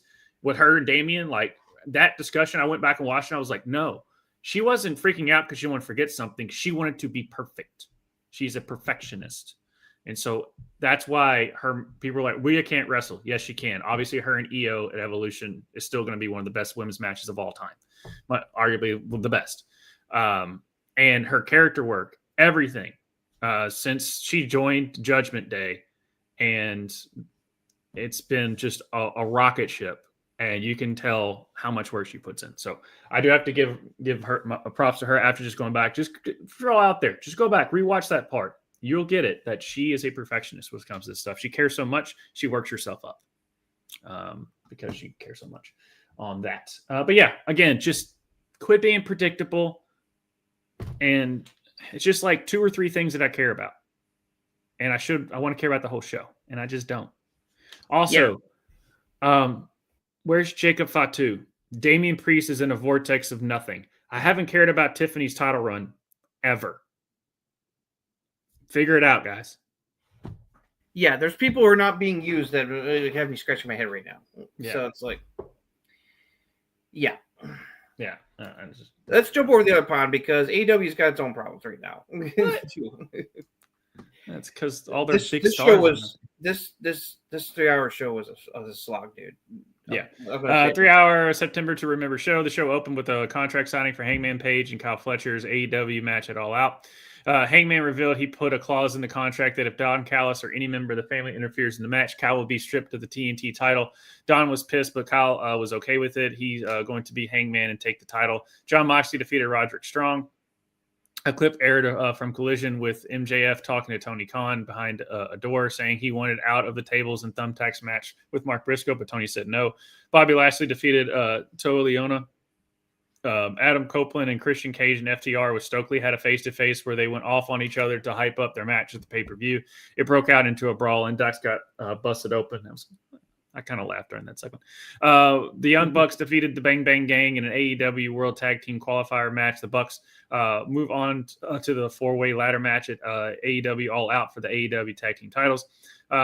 Mascara Dorada defeated the Beast Mortis in an AEW Unified Championship Tournament first round match. Mascara Dorada in the AEW Unified Championship match against champion Kazuchika Okada and Takeshita in a triple threat match. AEW's world champion Tony Storm did a promo, but was interrupted by both Jamie Hayter and Chris Statlander to hype up the 4-way match. Thekla then came out for the next match. Thekla defeated Queen Aminata in a no holds barred match. After the match, Tony, Hayter, Statlander, and Thekla brawled with Julia and Sky helping Thekla out. Jet Speed defeated the Matriarchy in an AEW World Tag Team Championship qualifier match. They joined the 4-way tag team ladder match. Rio defeated Robin Renegade, and Mercedes Moné attacks Rio afterwards and later out with a backstabber. The main event, the Don Callis family defeated Top Flight in an AEW World Tag Team Championship qualifier match. They joined the 4-way tag title ladder match. We got a post-match brawl involving the tag teams in the ladder match. After a huge spot from Bandito, they went fighting to the back. The family were attacking Christopher Daniels, so Hangman made the save. He and Kyle Fletcher fought, and Fletcher gave him a suplex from the apron through the table on the floor. Kyle Fletcher celebrated in the ring by holding the AEW World title and the TNT titles as fans booed to close out the show with all the other titles. And then there's one Intercontinental title, and then there's an undisputed WWE AEW title.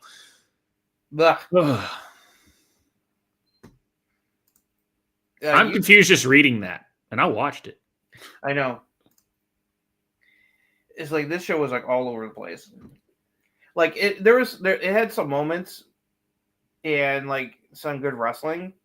Like the Bucks tag match against Bebe Gang was really good. The matches were fine. Yeah, the matches were all fine. Some were really good. It's just some of the booking. It just like makes me scratch my head. Like, what the fuck is Tony doing? Like I still don't understand. They were pushing Alex Windsor, and then it's like, oh, one of my favorite shiny toys, Rio's back. Well, I'm going to put her into a match with Mercedes, and you can tell the fans don't give a fuck. No, it's like Rio is not getting any kind of heat, man. It's like that's not good. No. And it's like that's like I'm sure the match will be fine, but it's like there's no chance in hell Rio's winning that match. I don't know what they're doing with this 4-way women's match. It feels like just completely thrown together.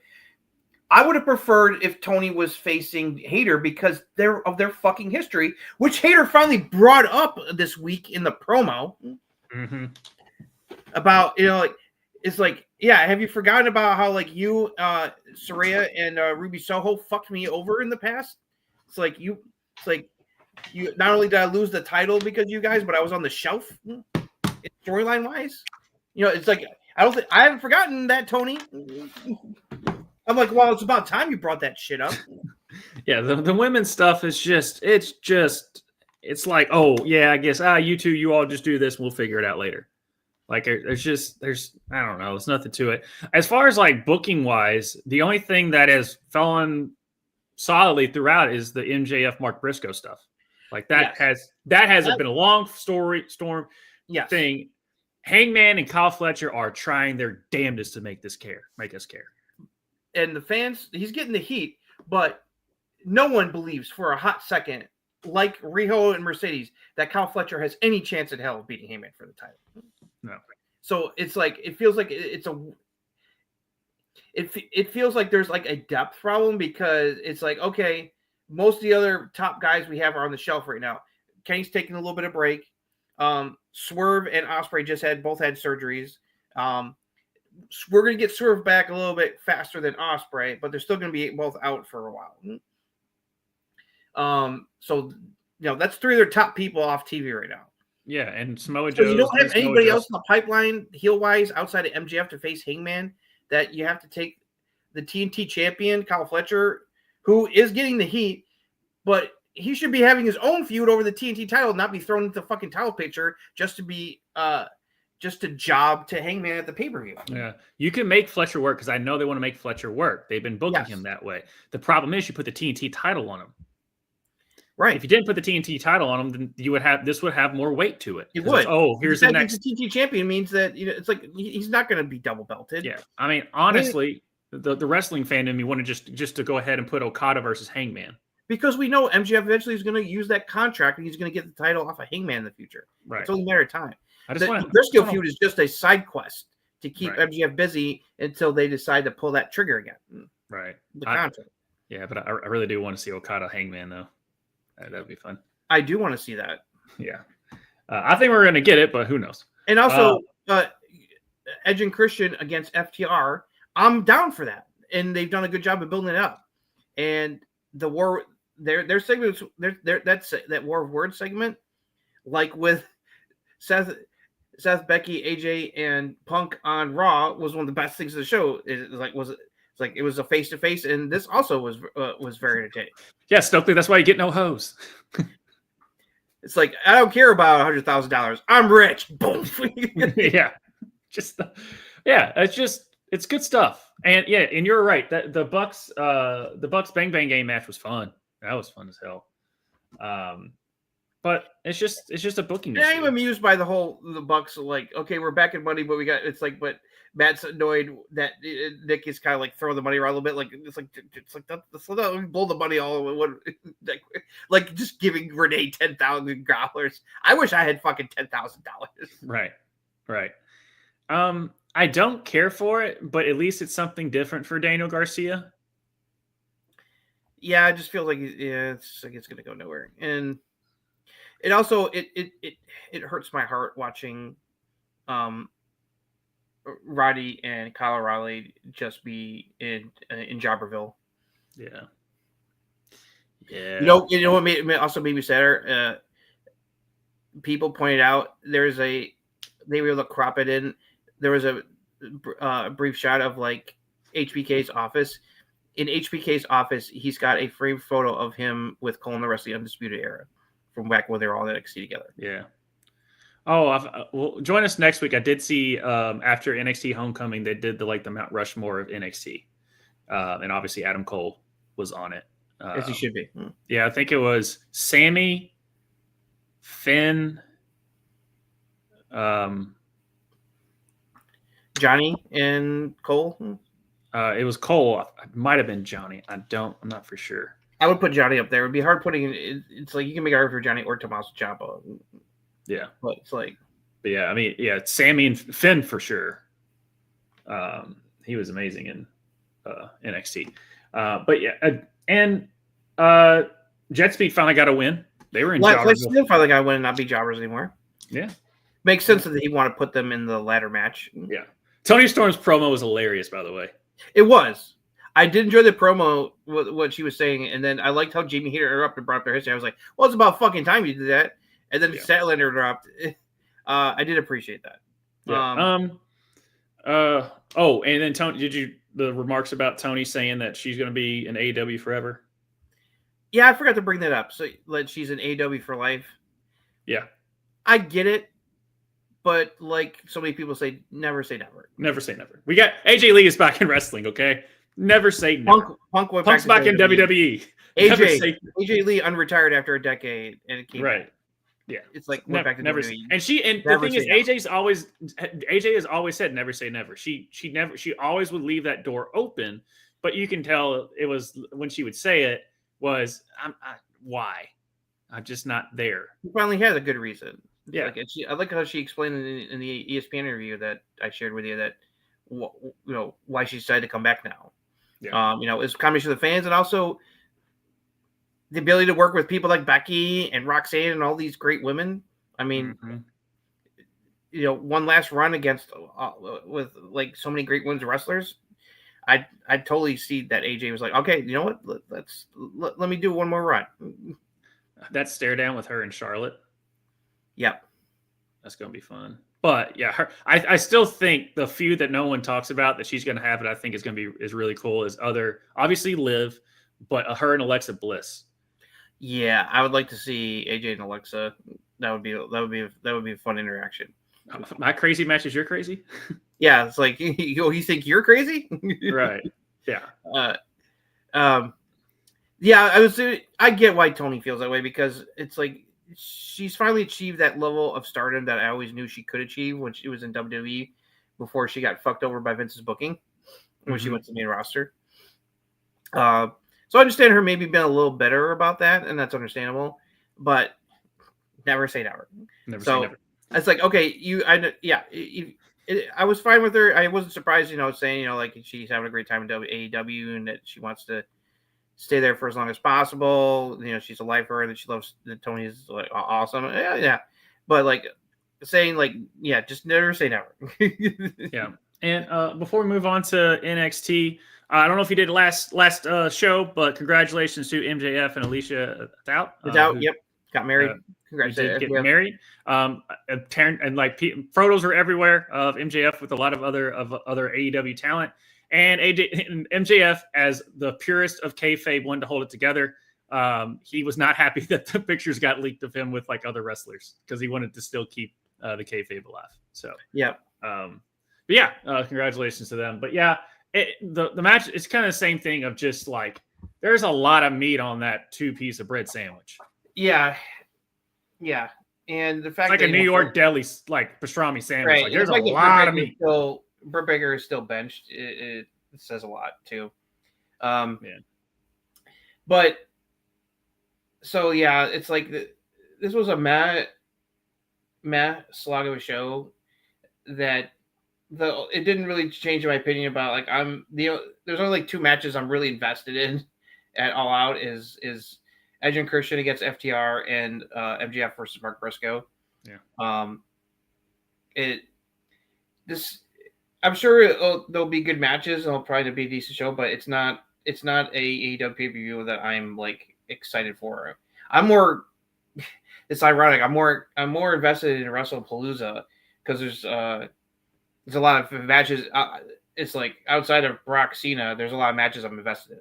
So yeah, but the thing is like I was already invested. That's another thing. I do always judge the go home shows a little bit more than the other shows leading up to it. And this show was so bad for a go home. Yeah, this was not a good go home show. So that's another thing. I was like, why am I bored on a go home show? Right. For Raw. It just So, both Raw and Dynamite were boring me at certain points this week. So yeah. Thankfully NXT was not boring. This was just fun, man. Yeah, let's go over it because this was a really fun motherfucking show. NXT Homecoming to Full Sail University opened with a nice video package going over NXT's history at Full Sail before show opening. That was a throwback to the OG NXT opening. And this is the first Homecoming, correct? Because they're going back to Full Sail? This is the first time they have been back at Full Sail since they left. Okay. Triple H came out to the ring to cut a promo thanking the fans in Full Sail for making NXT what it is today. HBK came out. Sean said he and the NXT superstars are ready to steer the ship into the future. Triple H then asked him if he wanted to come back to NXT. Sean said then we would have a big problem. William Regal came out to interrupt. He shouted that there was only one thing we could do, War Games. And of course, one of the audience members kind of interrupted. He goes, no, I'll get to it. Let me do it. Yep. Regal smiled as Charlotte Flair and Alexa Bliss came out to their music. Flair said that it doesn't matter who is in charge because the women run NXT and the women's revolution started in NXT. Her and Alexa talked about all the great women's wrestlers who came from NXT. Alexa said the women have always been the backbone of NXT, and that was never going to change. If you're not down with that, we have 2 words for you. And the fan said, "Suck it." Alexa Bliss and Charlotte Flair defeated the Culling to retain the WWE Tag Team Championship. So Ruckus and Zarya were arguing backstage because Zarya was mad about Soul hitting her with the Soul Snatcher by accident last week. Laney Reed and Candice LeRae walked in to argue about the WWE Speed Title Tournament. Shayna Baszler suddenly walked in and told Soul and Zarya to work things out, and they said they are cool. Carmelo Hayes and Trick Williams defeated DIY thanks to the help from The Miz and gave Gargano a skull-crushing finale on the floor while the ref was distracted, tossed him back in the ring, and Melo hit him with nothing but net for the win. Sami Zayn, the U.S. champion, was interviewed by Kelly Kincaid. Zayn talked about his history here, and it was great to be back there. Zayn was interviewed about who impressed him. Zayn said Javon Evans, so Briggs showed up, and Briggs fought with Vegas, but it was broken up. Zayn spoke to Evans for guys like them. It is not easy, but the sky is the limit for him. Zayn told Evans, good luck with everything, and they slapped hands. Ethan Page defeated Tyler Breeze to retain the North American Championship. Backstage, Damian Priest approached Tavion Heights and said that he's so close to taking it to the next level. Priest talked about how he broke free and won the NXT North American Champion. Priest told Heights that he believed in him. He said he spoke to Ava, and Heights is getting an NXT North American title match against Page at No Mercy. Heights was excited, and Priest said, if you need anything, just talk to him. We got the Grayson Waller effect guest, Obafemi Ricky Saints, after trading shots back and forth. Trick Williams interrupted the promo and said that Oba is holding the NXT title that belongs to him. Trick told Ricky to mind his business and said that the only reason he is here is because Oba and Trick made NXT hot. Waller suggested that Next week on NXT, it's Trick against Femi in an NXT Championship versus TNA World Championship match, a title for title, and winner faces Saints at No Mercy. Waller said that TNA people will complain about the title coming home, but Waller said that TNA is only relevant because he said their name. Femi said he'll take the TNA World title and then beat Ricky at No Mercy, and that's the Oba Femi rub. Excuse me. Charlie Dempsey and Ren Sinclair were talking backstage with Ren, suggesting changes for the No Quarter Catch group. Dempsey said that he's going to Japan for the next month. After that, they said glorious. It led to Bobby Roode appearing. Roode posed and his glorious song played. Ren said Joe Hendry's name, so Joe appeared as well. Roode talked about Joe's past as a former TNA world champion and taking the title to WrestleMania. Roode said that now Joe is part of NXT. He needs to go after the NXT title. Roode said he'll be rooting for Joe. Hendry told Roode that it means a lot to Roode, that Roode believes in him. Dempsey told Ren not to do anything he wouldn't do while he's gone. Ren reassured him it would be fine. Lexis King came out to cut a promo on Miles Bourne. King said that Ava set up a lights out match for the next week. Then the lights went out and Finn Balor came out to his old music to go a big pop. When the lights came back up, Miles Bourne was in the ring and he punched King. Bourne hit the version of the zigzag. Finn then hit a coup de grace. Finn celebrated with Bourne as the fans cheered. Dark State was interviewed backstage. Montez Ford interrupted to talk about how he remembers those NXT tag team titles. Ford said he didn't have a problem with them. Ford warned them not to worry about the targets on their back. Bianca Belair, who was married to Montez Ford, was shown at ringside. In the main event, Rhea, Lara, and Stephanie defeated Fatal Influence in a 6-woman tag team match. During the match, Vic mentioned that multiple TNA stars like Mike Santana, Moose, Masha, and others were pissed off on X about the title versus title match next week.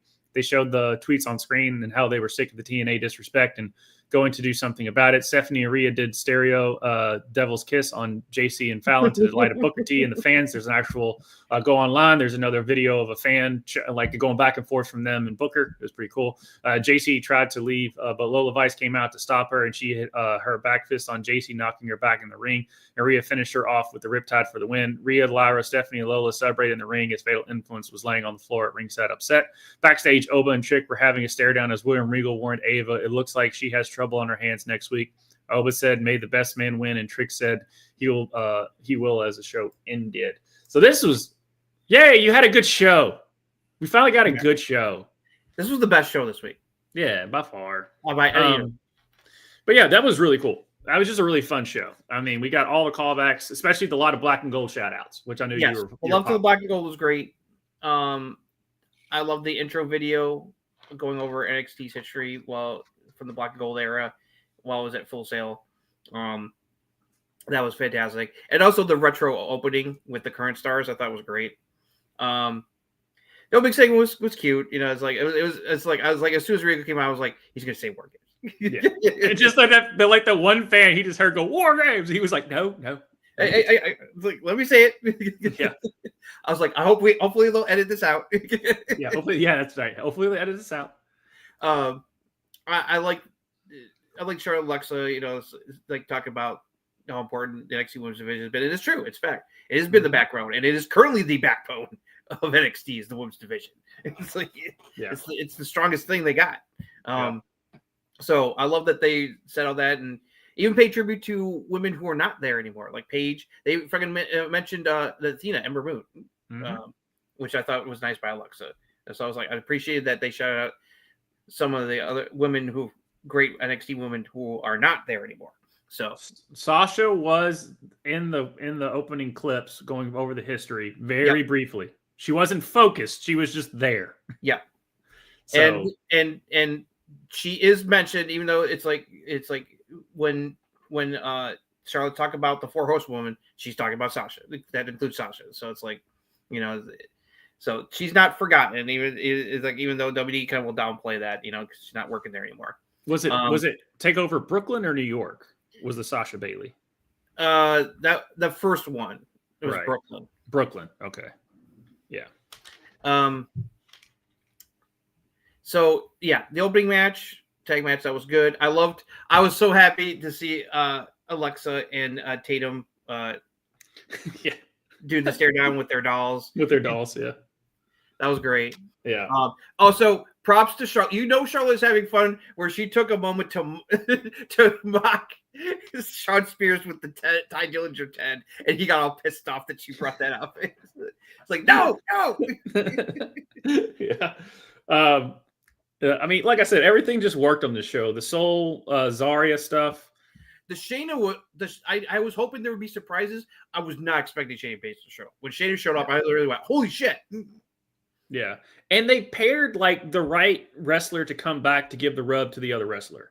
Yes, like the Damian Priest, Tavion Heights. I'm like, yes, this totally adds. That up. was great. I'm like, well, it's like if you need more evidence, they're hiring Tavion. They have Damian Priest coming in to prop them up. Yeah, the only thing was like Finn, and he was babyface in that segment. Like, but that's I'm not surprised because he was so popular in NXT that they were not going to treat him as a heel. It's like even he tried to act as a heel, they would still give him that kind of reception because of his NXT history. And I was not surprised he was there because we know how much Finn loves NXT or how much NXT means to him. So I was just happy to hear him come out to his OG music and do this. It just put a smile on my face. Also, fucking love that Ciampa came out to No One Will Survive, and Johnny came out to Rebel Heart. It was just like, I was like, oh, the memories. With the face paint. And Ciampa had the face paint on. And that was a great tag match. I didn't mind the Miz interference because I had a feeling, I was like, and it led to Melo winning, which is great, and that furthers the whole thing. Because you can see that Melo's kind of like, I didn't need your help, but okay. And also Trick, like, what the fuck is going on here? It's like, why is he here? Right. Sami Zayn. Yeah, that was cool. That was nice. Sammy giving a rub to Javon, comparing them. That was a nice moment. Yeah.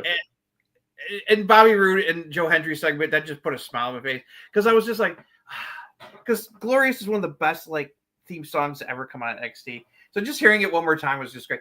Glorious. Yeah. That just made me so happy. Did you see DIY did do the Bobby Roode tweet? They did. They did the Glorious bomb. Yeah, for old time's sake. Well, Steve was the first, and then he left, and then they're like, no, that's not right. And then Bobby came in. Yeah, Glorious. And they were just confused the whole time. I'm glad that I was because I loved those back in the day. Those were hilarious. Yeah. Okay. So the Grayson Waller effect stuff, and the whole and with TNA and all that, this is just leading to a brawl, but that's going to be a no contest for Trick. And if anybody thinks that Trick or Oba is winning the match clean next week, you're delusional. No, it's TNA's invading. Santana and a bunch of the TNA people are going to show up, and it's going to be a clusterfuck no contest. Yeah, there's not going to be a clean winner because they're not messing up the 2 title matches they have set up. They're not messing Oba, Femi, and Ricky Saints, which they built up for a while, and they're definitely not messing up Santana eventually taking the title from Trick Williams at Bound for Glory. So I knew something was up because I posted, Santana was tweeting that stuff out before was tweeting out his anger about like how NXT and all the disrespect with them, taking their titles and all that stuff. He was tweeting that out before that title match was made. And then after that title match was made, that's when like Moose and Masha Slamovich, Matt Hardy, and a bunch of other TNA stars were like, this is fucking bullshit. And like Santana, are you going to do something about this? It's like we've had enough of this shit. And I was just like, oh, please let them do a full out fucking invasion next week. Please, for the love of God. So that's what's going to happen. Also the fact that Vic Joseph was talking about it and showed Santana and everybody's tweets on the screen is like, it's a clear setup for what's going to happen next week. It's like, they are sick and tired and not going to take this shit anymore. Mm-hmm. It's like, is Charlie going over Noah? I would assume so. When he said Japan, I assume it's Noah. I haven't seen any official thing. So I'll be interested to see what's going to happen with Ren while Dempsey's away in Japan. Well, hopefully they'll give her something good to work with. And the main event was just pure fun, awesomeness. I mean, you've got 3 great baby faces there, Rhea, Stephanie, and Lyra. It's like they were doing all the great stuff. And I'm just glad that I love that they didn't do just a regular Devil's Kiss. They did a double with Rhea getting involved. And then I love that they pulled back so you could see Vic Joseph fanning Booker T to make sure he was okay while it was happening. So he didn't have a heart attack or pass out. Did they? And I forgot. Did they show Stephanie pointing to Booker? They showed Rhea and Stephanie both pointing to Booker before they did it. Like, this is for you, Booker. Right. Yeah. But yeah, I mean, Lola's winning, right? Oh yeah, she's winning. Like they are really like, okay, Lola's really good, guys. Plus, it's going to happen because remember how JC Jane was completely trashing Fallon Henley and Jasmine next week? It's like the breakup of Fatal Influence is finally about to happen. It's like everything's going wrong for them. The way that they've been pushing Lola lately, I think they're going to belt her. I think she's winning the title, and I'm fine with that because I think she's earned it at this point.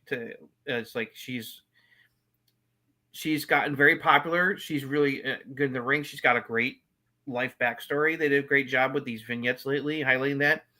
And she just recently re-signed to for their 6 years. So they definitely believe in her. So I have no problem with her getting belted at this point. Mm-hmm. Because although I like to see Jordan doesn't need to win an NXT title. She's going to win titles on the main roster. But Blake Monroe is probably going to. I easily see that it's going to Lola Vice. Lola will have it for a while, and then Blake will take it from her. Yeah.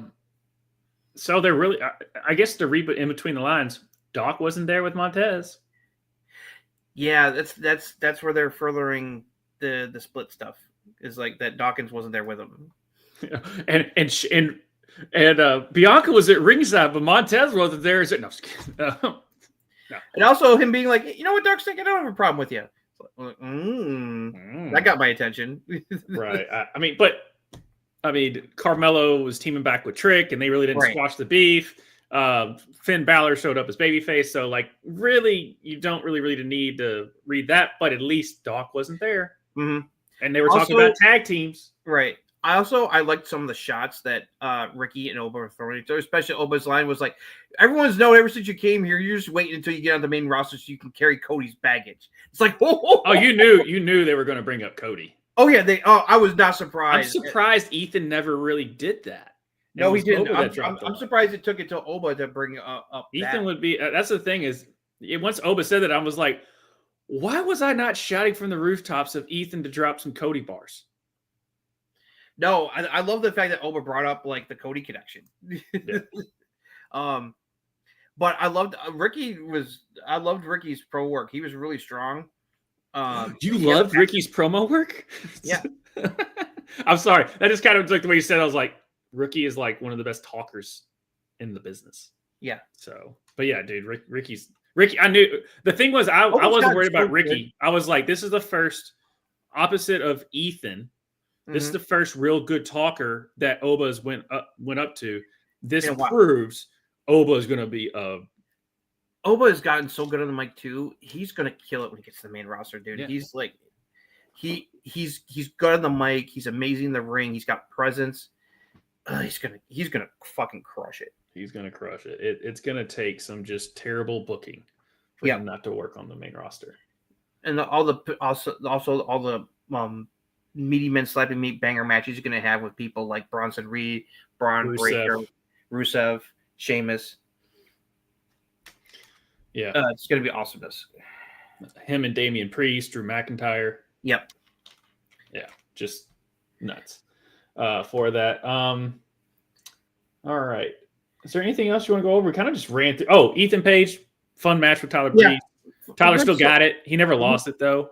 Yeah, Breeze has still got it. I always love Tyler Breeze. The gimmick itself is outdated, but still works. Just because we've seen Breeze so much on Up Up Down Down being a really cool Tyler Breeze, and so his whatever what they call his gimmick? Oh, he's kind of thinks highly of himself. Yeah, just that. Like I'm gorgeous. Very vain. Yeah, he can. I would like. I mean, I understood why they brought him back as this old gimmick because there was nothing gimmick. But like Tyler Breeze has another level that you see and charisma that you see on Up Down Down and like all those interview shows that I would love. I'd love to see if he decided. But I think he's just good with running him and Sean Spears academy and doing like side stuff for WWE. Like you can just tell he's like, okay, if I get back to the ring, fine, but I really don't care. Yeah. It sucks that Tiffany couldn't do the match, but Lyra was a perfect substitute. Mm-hmm. And Lyra that was the one thing that I'm glad that kind of Lyra substituted for Tiffany because it shows the fans that, oh yeah, they finally booked her to what she feels like she's a step above the NXT women. Like if this happened during her Intercontinental Championship run, it would still feel like she was just as on the same level as the NXT women. But the way they booked her now, especially with the Becky bump, she feels because she's come out really well on the main roster since she got called up last year. Yeah, it's like, she's in a really good spot. Really good spot. And she's gotten popular. It's like the fans like her, so it's like, which made me happy because like I said, it's like as someone who's been a fan of her, when she came over to NXT proper from NXT UK. And I was like, right, I was like, oh, I like what I see in her. So it's like, I'm glad that she succeeded, and it's all about the booking, it's like, and, things are getting there for all the other women who are on there. I mean, like, Roxanne's got good stuff in the future coming, same for Stephanie, and hopefully they'll fix the booking with Julia and for as well. So it's like, I'm looking forward to some of the other women getting called up eventually because they definitely need the help, especially on SmackDown. Sol Roca needs to be on the main roster.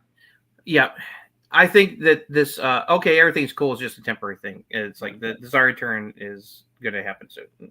Jada Parker needs to be on the main roster. Yeah, I think Jada Parker. I think is just about ready. Although I would like to have seen her win a title before she got called up. But I think she's more ready than Lash is.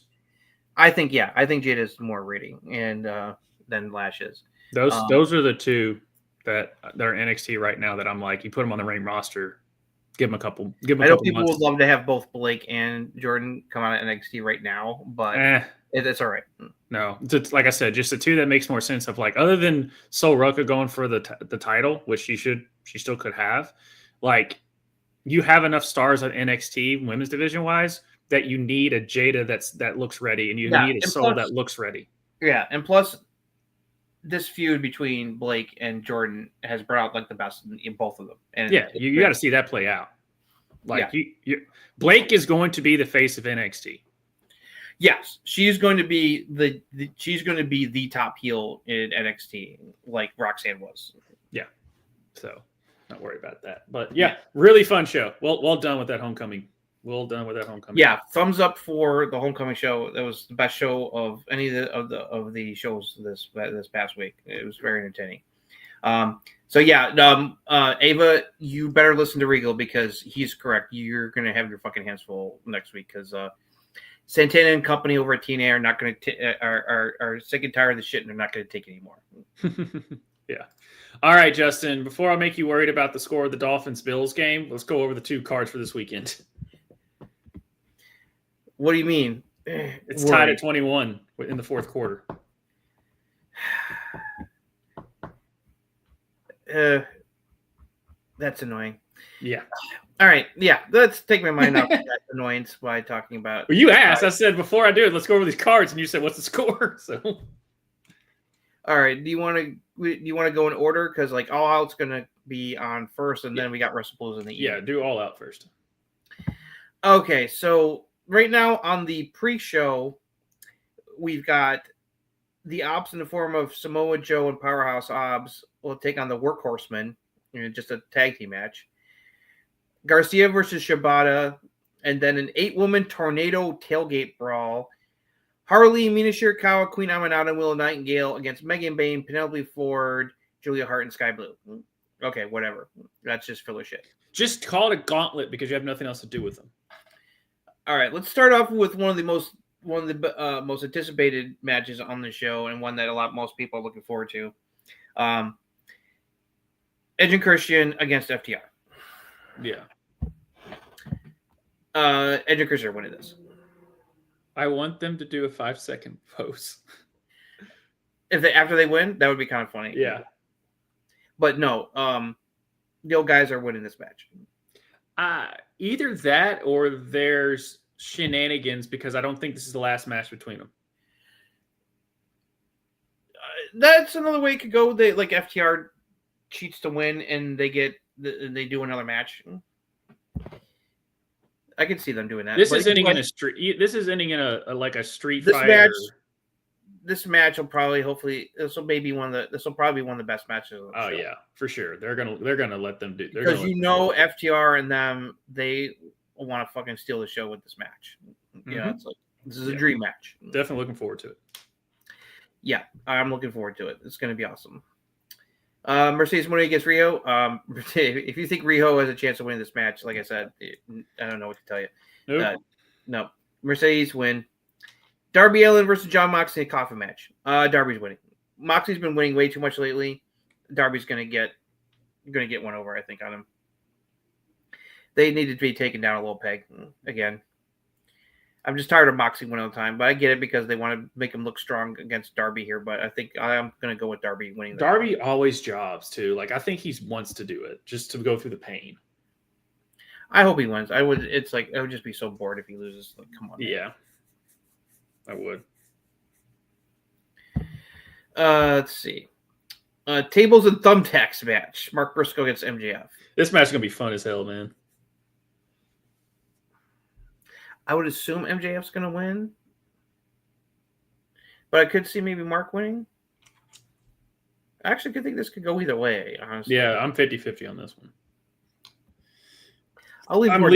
I'm leaning Mark just because it's a specialty match, but a lot of times MJF will squeak his way out of it. Yep.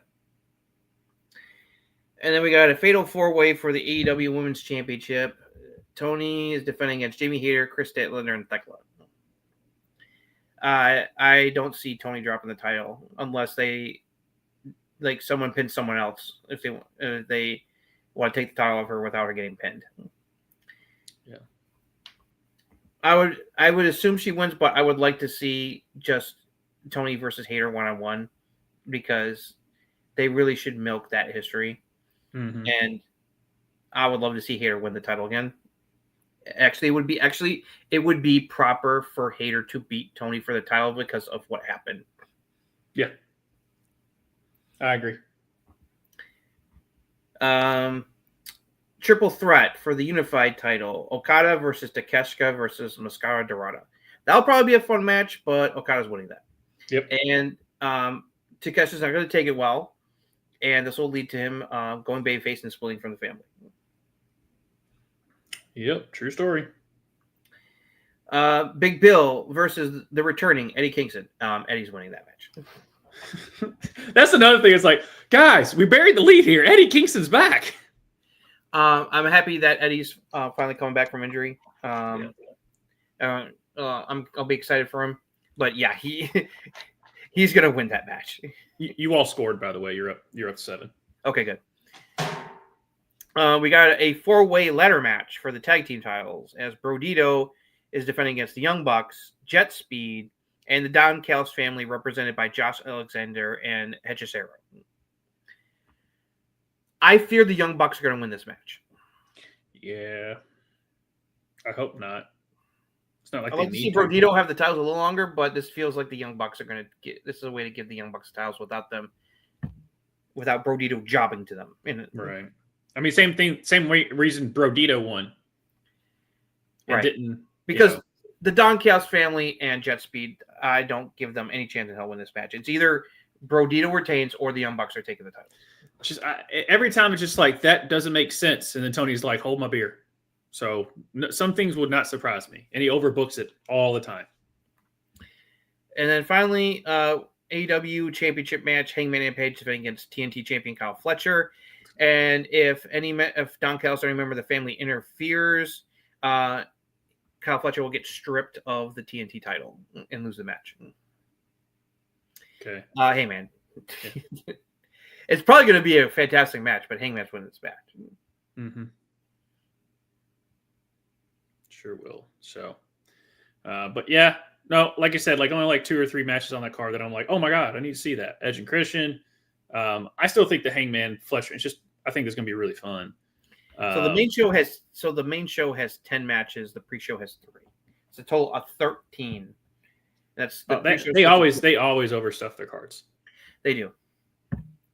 Which and it's and like on the other side, sometimes WWE is too light on their cards. It's like way too light sometimes. 6 or 7 matches is the sweet spot. Like Evolution was so good, and that was like 7 matches. And Evolution was one of the best shows of the year. And the thing is they put so many less matches on so they can fill with effing ads. Right. So hopefully, hold on. I'm sorry to interrupt. I just now realized we're complaining about ads and not enough wrestling. And then on AEW, it's like, wow, there's just so many matches. It's like we need to find a middle ground here, guys. Women's Evolution, great card. Yankees thankfully won, so that's a good thing. So yeah, that's the all-out card. Hopefully it'll be a good show. I'm not super hyped for this. Most of the matches I'm not really heavily invested in because it's too very obvious or like who's going to win. Mm-hmm. But hopefully it will be entertaining and we'll get some good matches out of it for sure. Yeah. All right, WrestlePalooza. WWE with their counter programming bullshit. Even though ESPN is like, oh, we didn't have anything to do with Brock Lesnar coming back. We didn't put on the creative. Yeah.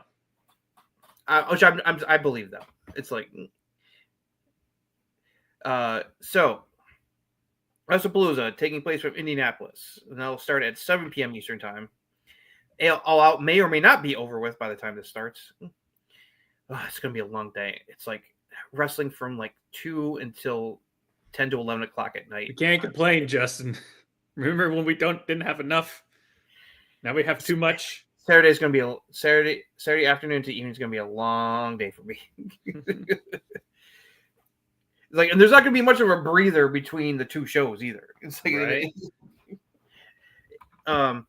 All right. So right now we have just 5 matches for WrestlePalooza, and it's very heavy to the Raw side of things. We'll see if they add a 6th match on SmackDown. That would be nice, but not gonna hold my breath. So as of now, it's just 5 matches, but we got some pretty swank matches here. Yep. So we got the Usos reuniting to take on the Braun Brawns of the Vision in a tag team match. Mm-hmm. That's going to be awesome. I'm expecting the Braun Brawns to win this. Yeah, there's some LA Knight stuff going on. Mm-hmm. Especially with the LA Knight factor. Yep. LA Knight's going to come down to help them. And then it'll backfire, and then Jimmy and Jay are going to start arguing with each other. There you go. And Jay's going to just like walk off or something. Yep. The match will probably steal the fucking show. For the vacant Women's World Championship, Io Sky against Stephanie Vickers. Me and you had the same thought? That's crazy.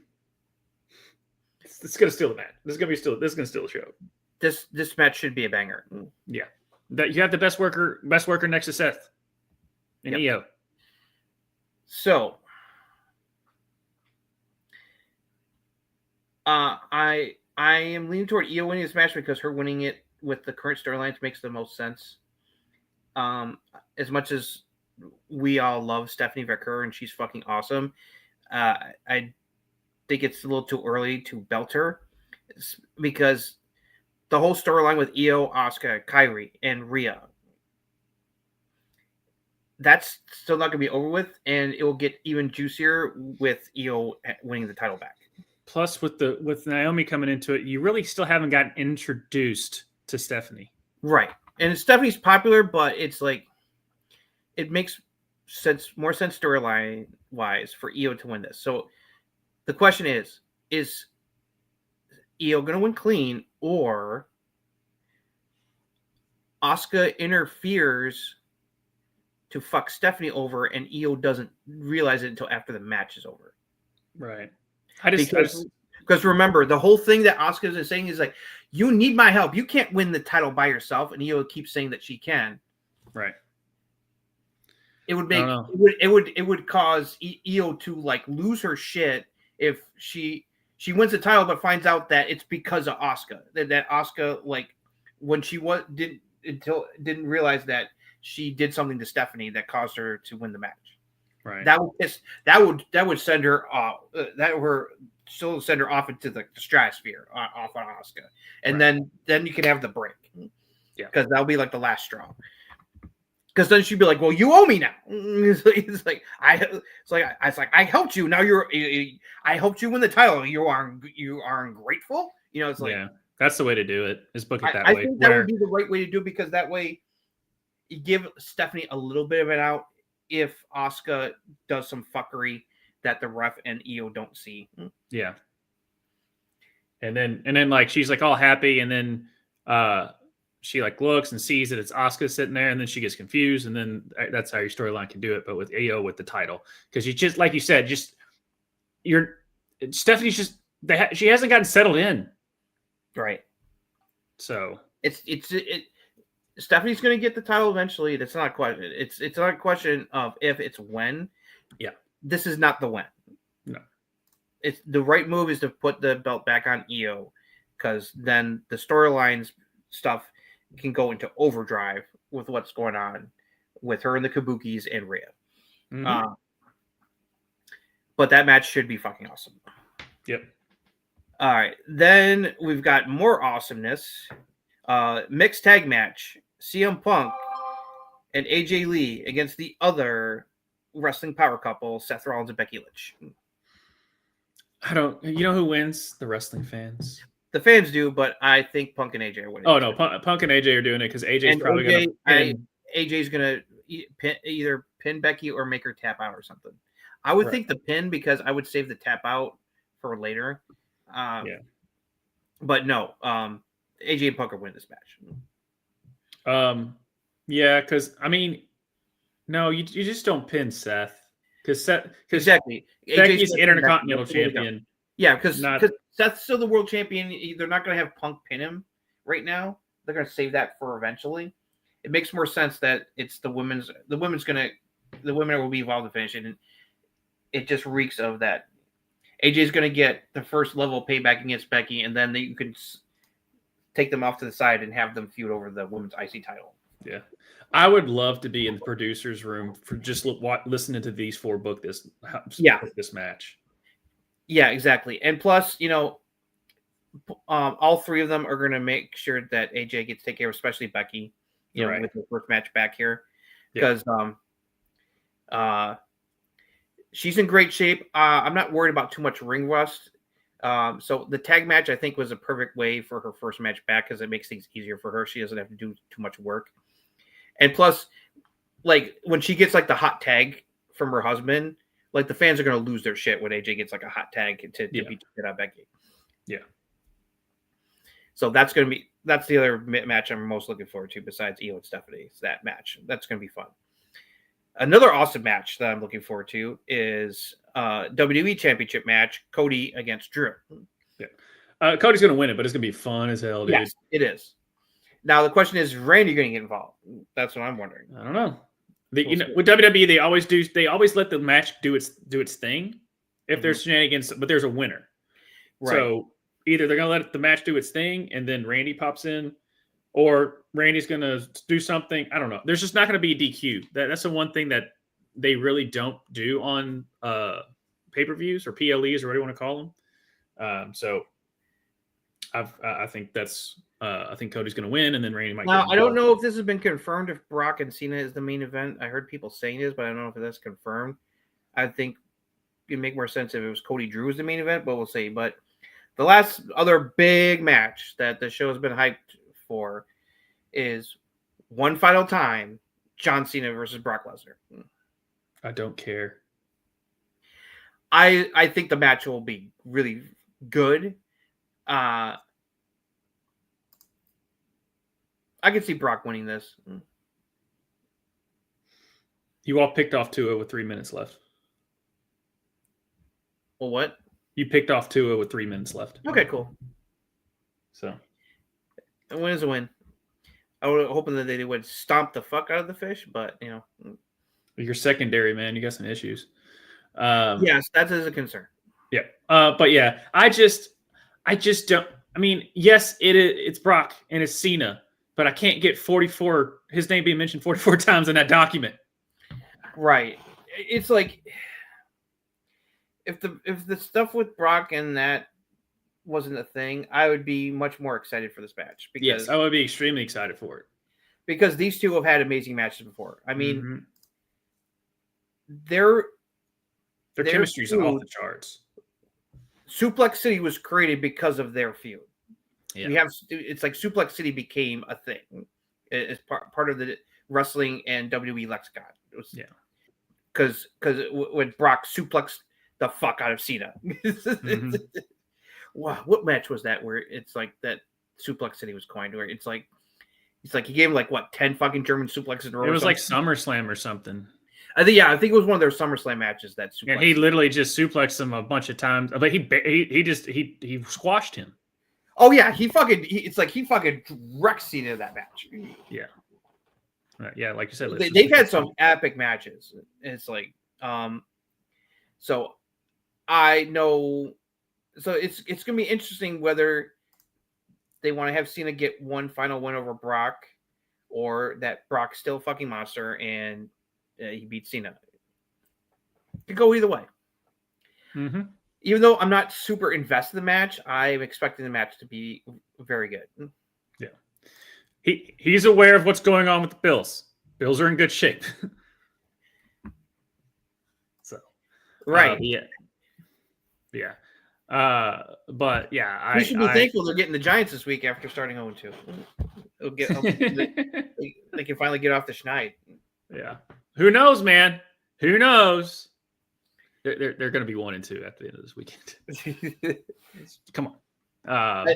I would be shocked if the Giants beat the Chiefs. Yeah, that would be a mega upset. Then Chiefs fans should really be fucking worried. Yeah. But Lesnar's winning this match, so I can see that. Or they might just let Cena. I mean, it doesn't really matter who goes over. So, but yeah, between Stephanie Io, the mixed tag match, and Cody Drew, I'm very invested in 3 out of the 5 matches on the show. So, it should be, I think, being a very good show overall. Even though this was thrown together to fuck with AEW, they put together a really good card. And apparently ESPN was the one like, hey, let's just do this. I'm like, I think it was a mutual decision. Probably. So, I would have. Yeah. But that about does it for us, guys. Justin, always a pleasure. We got through it once again. It's going to be a long Saturday. Oh, darn. You have to watch wrestling. I love wrestling, but it's like afterwards I'm just going to be like, oh yeah, you are wrestled out at the end of it. It's going to be a palooza. Yeah, it's going to be a palooza. Such a dumb name. But yep, for anyone out there, yeah, okay, whatever. I mean, if you want to bring up rings, man, I was witness to R3. That's how old I am. I know we won 5, by the way. Won 5. 5 times. Okay, now, but I witnessed 3 of them. That's right. So we're not going to bring up the how of the 2 that Dallas won and who they played. We're going to mention that. Not going to mention that, Justin. Not going to do it. Nope. But yeah. So it should hopefully be a good Saturday of wrestling for both AEW and WWE, hopefully. So yep. And tomorrow night, Soul and I will be doing a bracket bitches show. We'll be breaking down the brackets of our people on the Discord. The link is down below. It is free to join as we break down your all's brackets of the WNBA playoffs that are happening right now. And then on Monday, you'll see Tushka and I, and hopefully his team will win a game. Break down everything in the world of fantasy with our Fantasy F Around show at 9 o'clock Central, 10 o'clock Eastern. And then on Wednesday, we have our Rev Sports wrap it up. As myself, Soul, and Tushka will break down everything else in the world of sports that has gone on in that week at 9 o'clock Central, 10 o'clock Eastern. And then Justin and I will be back next Thursday, as we always are, to bring you all the wrestling goodness that is the week that was and will be and was before and is now and all that other stuff. I don't know. It's the Bret Hart quote. You can do that. And that comes at 8 o'clock Central, 9 o'clock Eastern. So, guys, hit that like, subscribe button. Join the Ruckus. And, Justin, I think that about does it. So, we will catch you all later. Peace.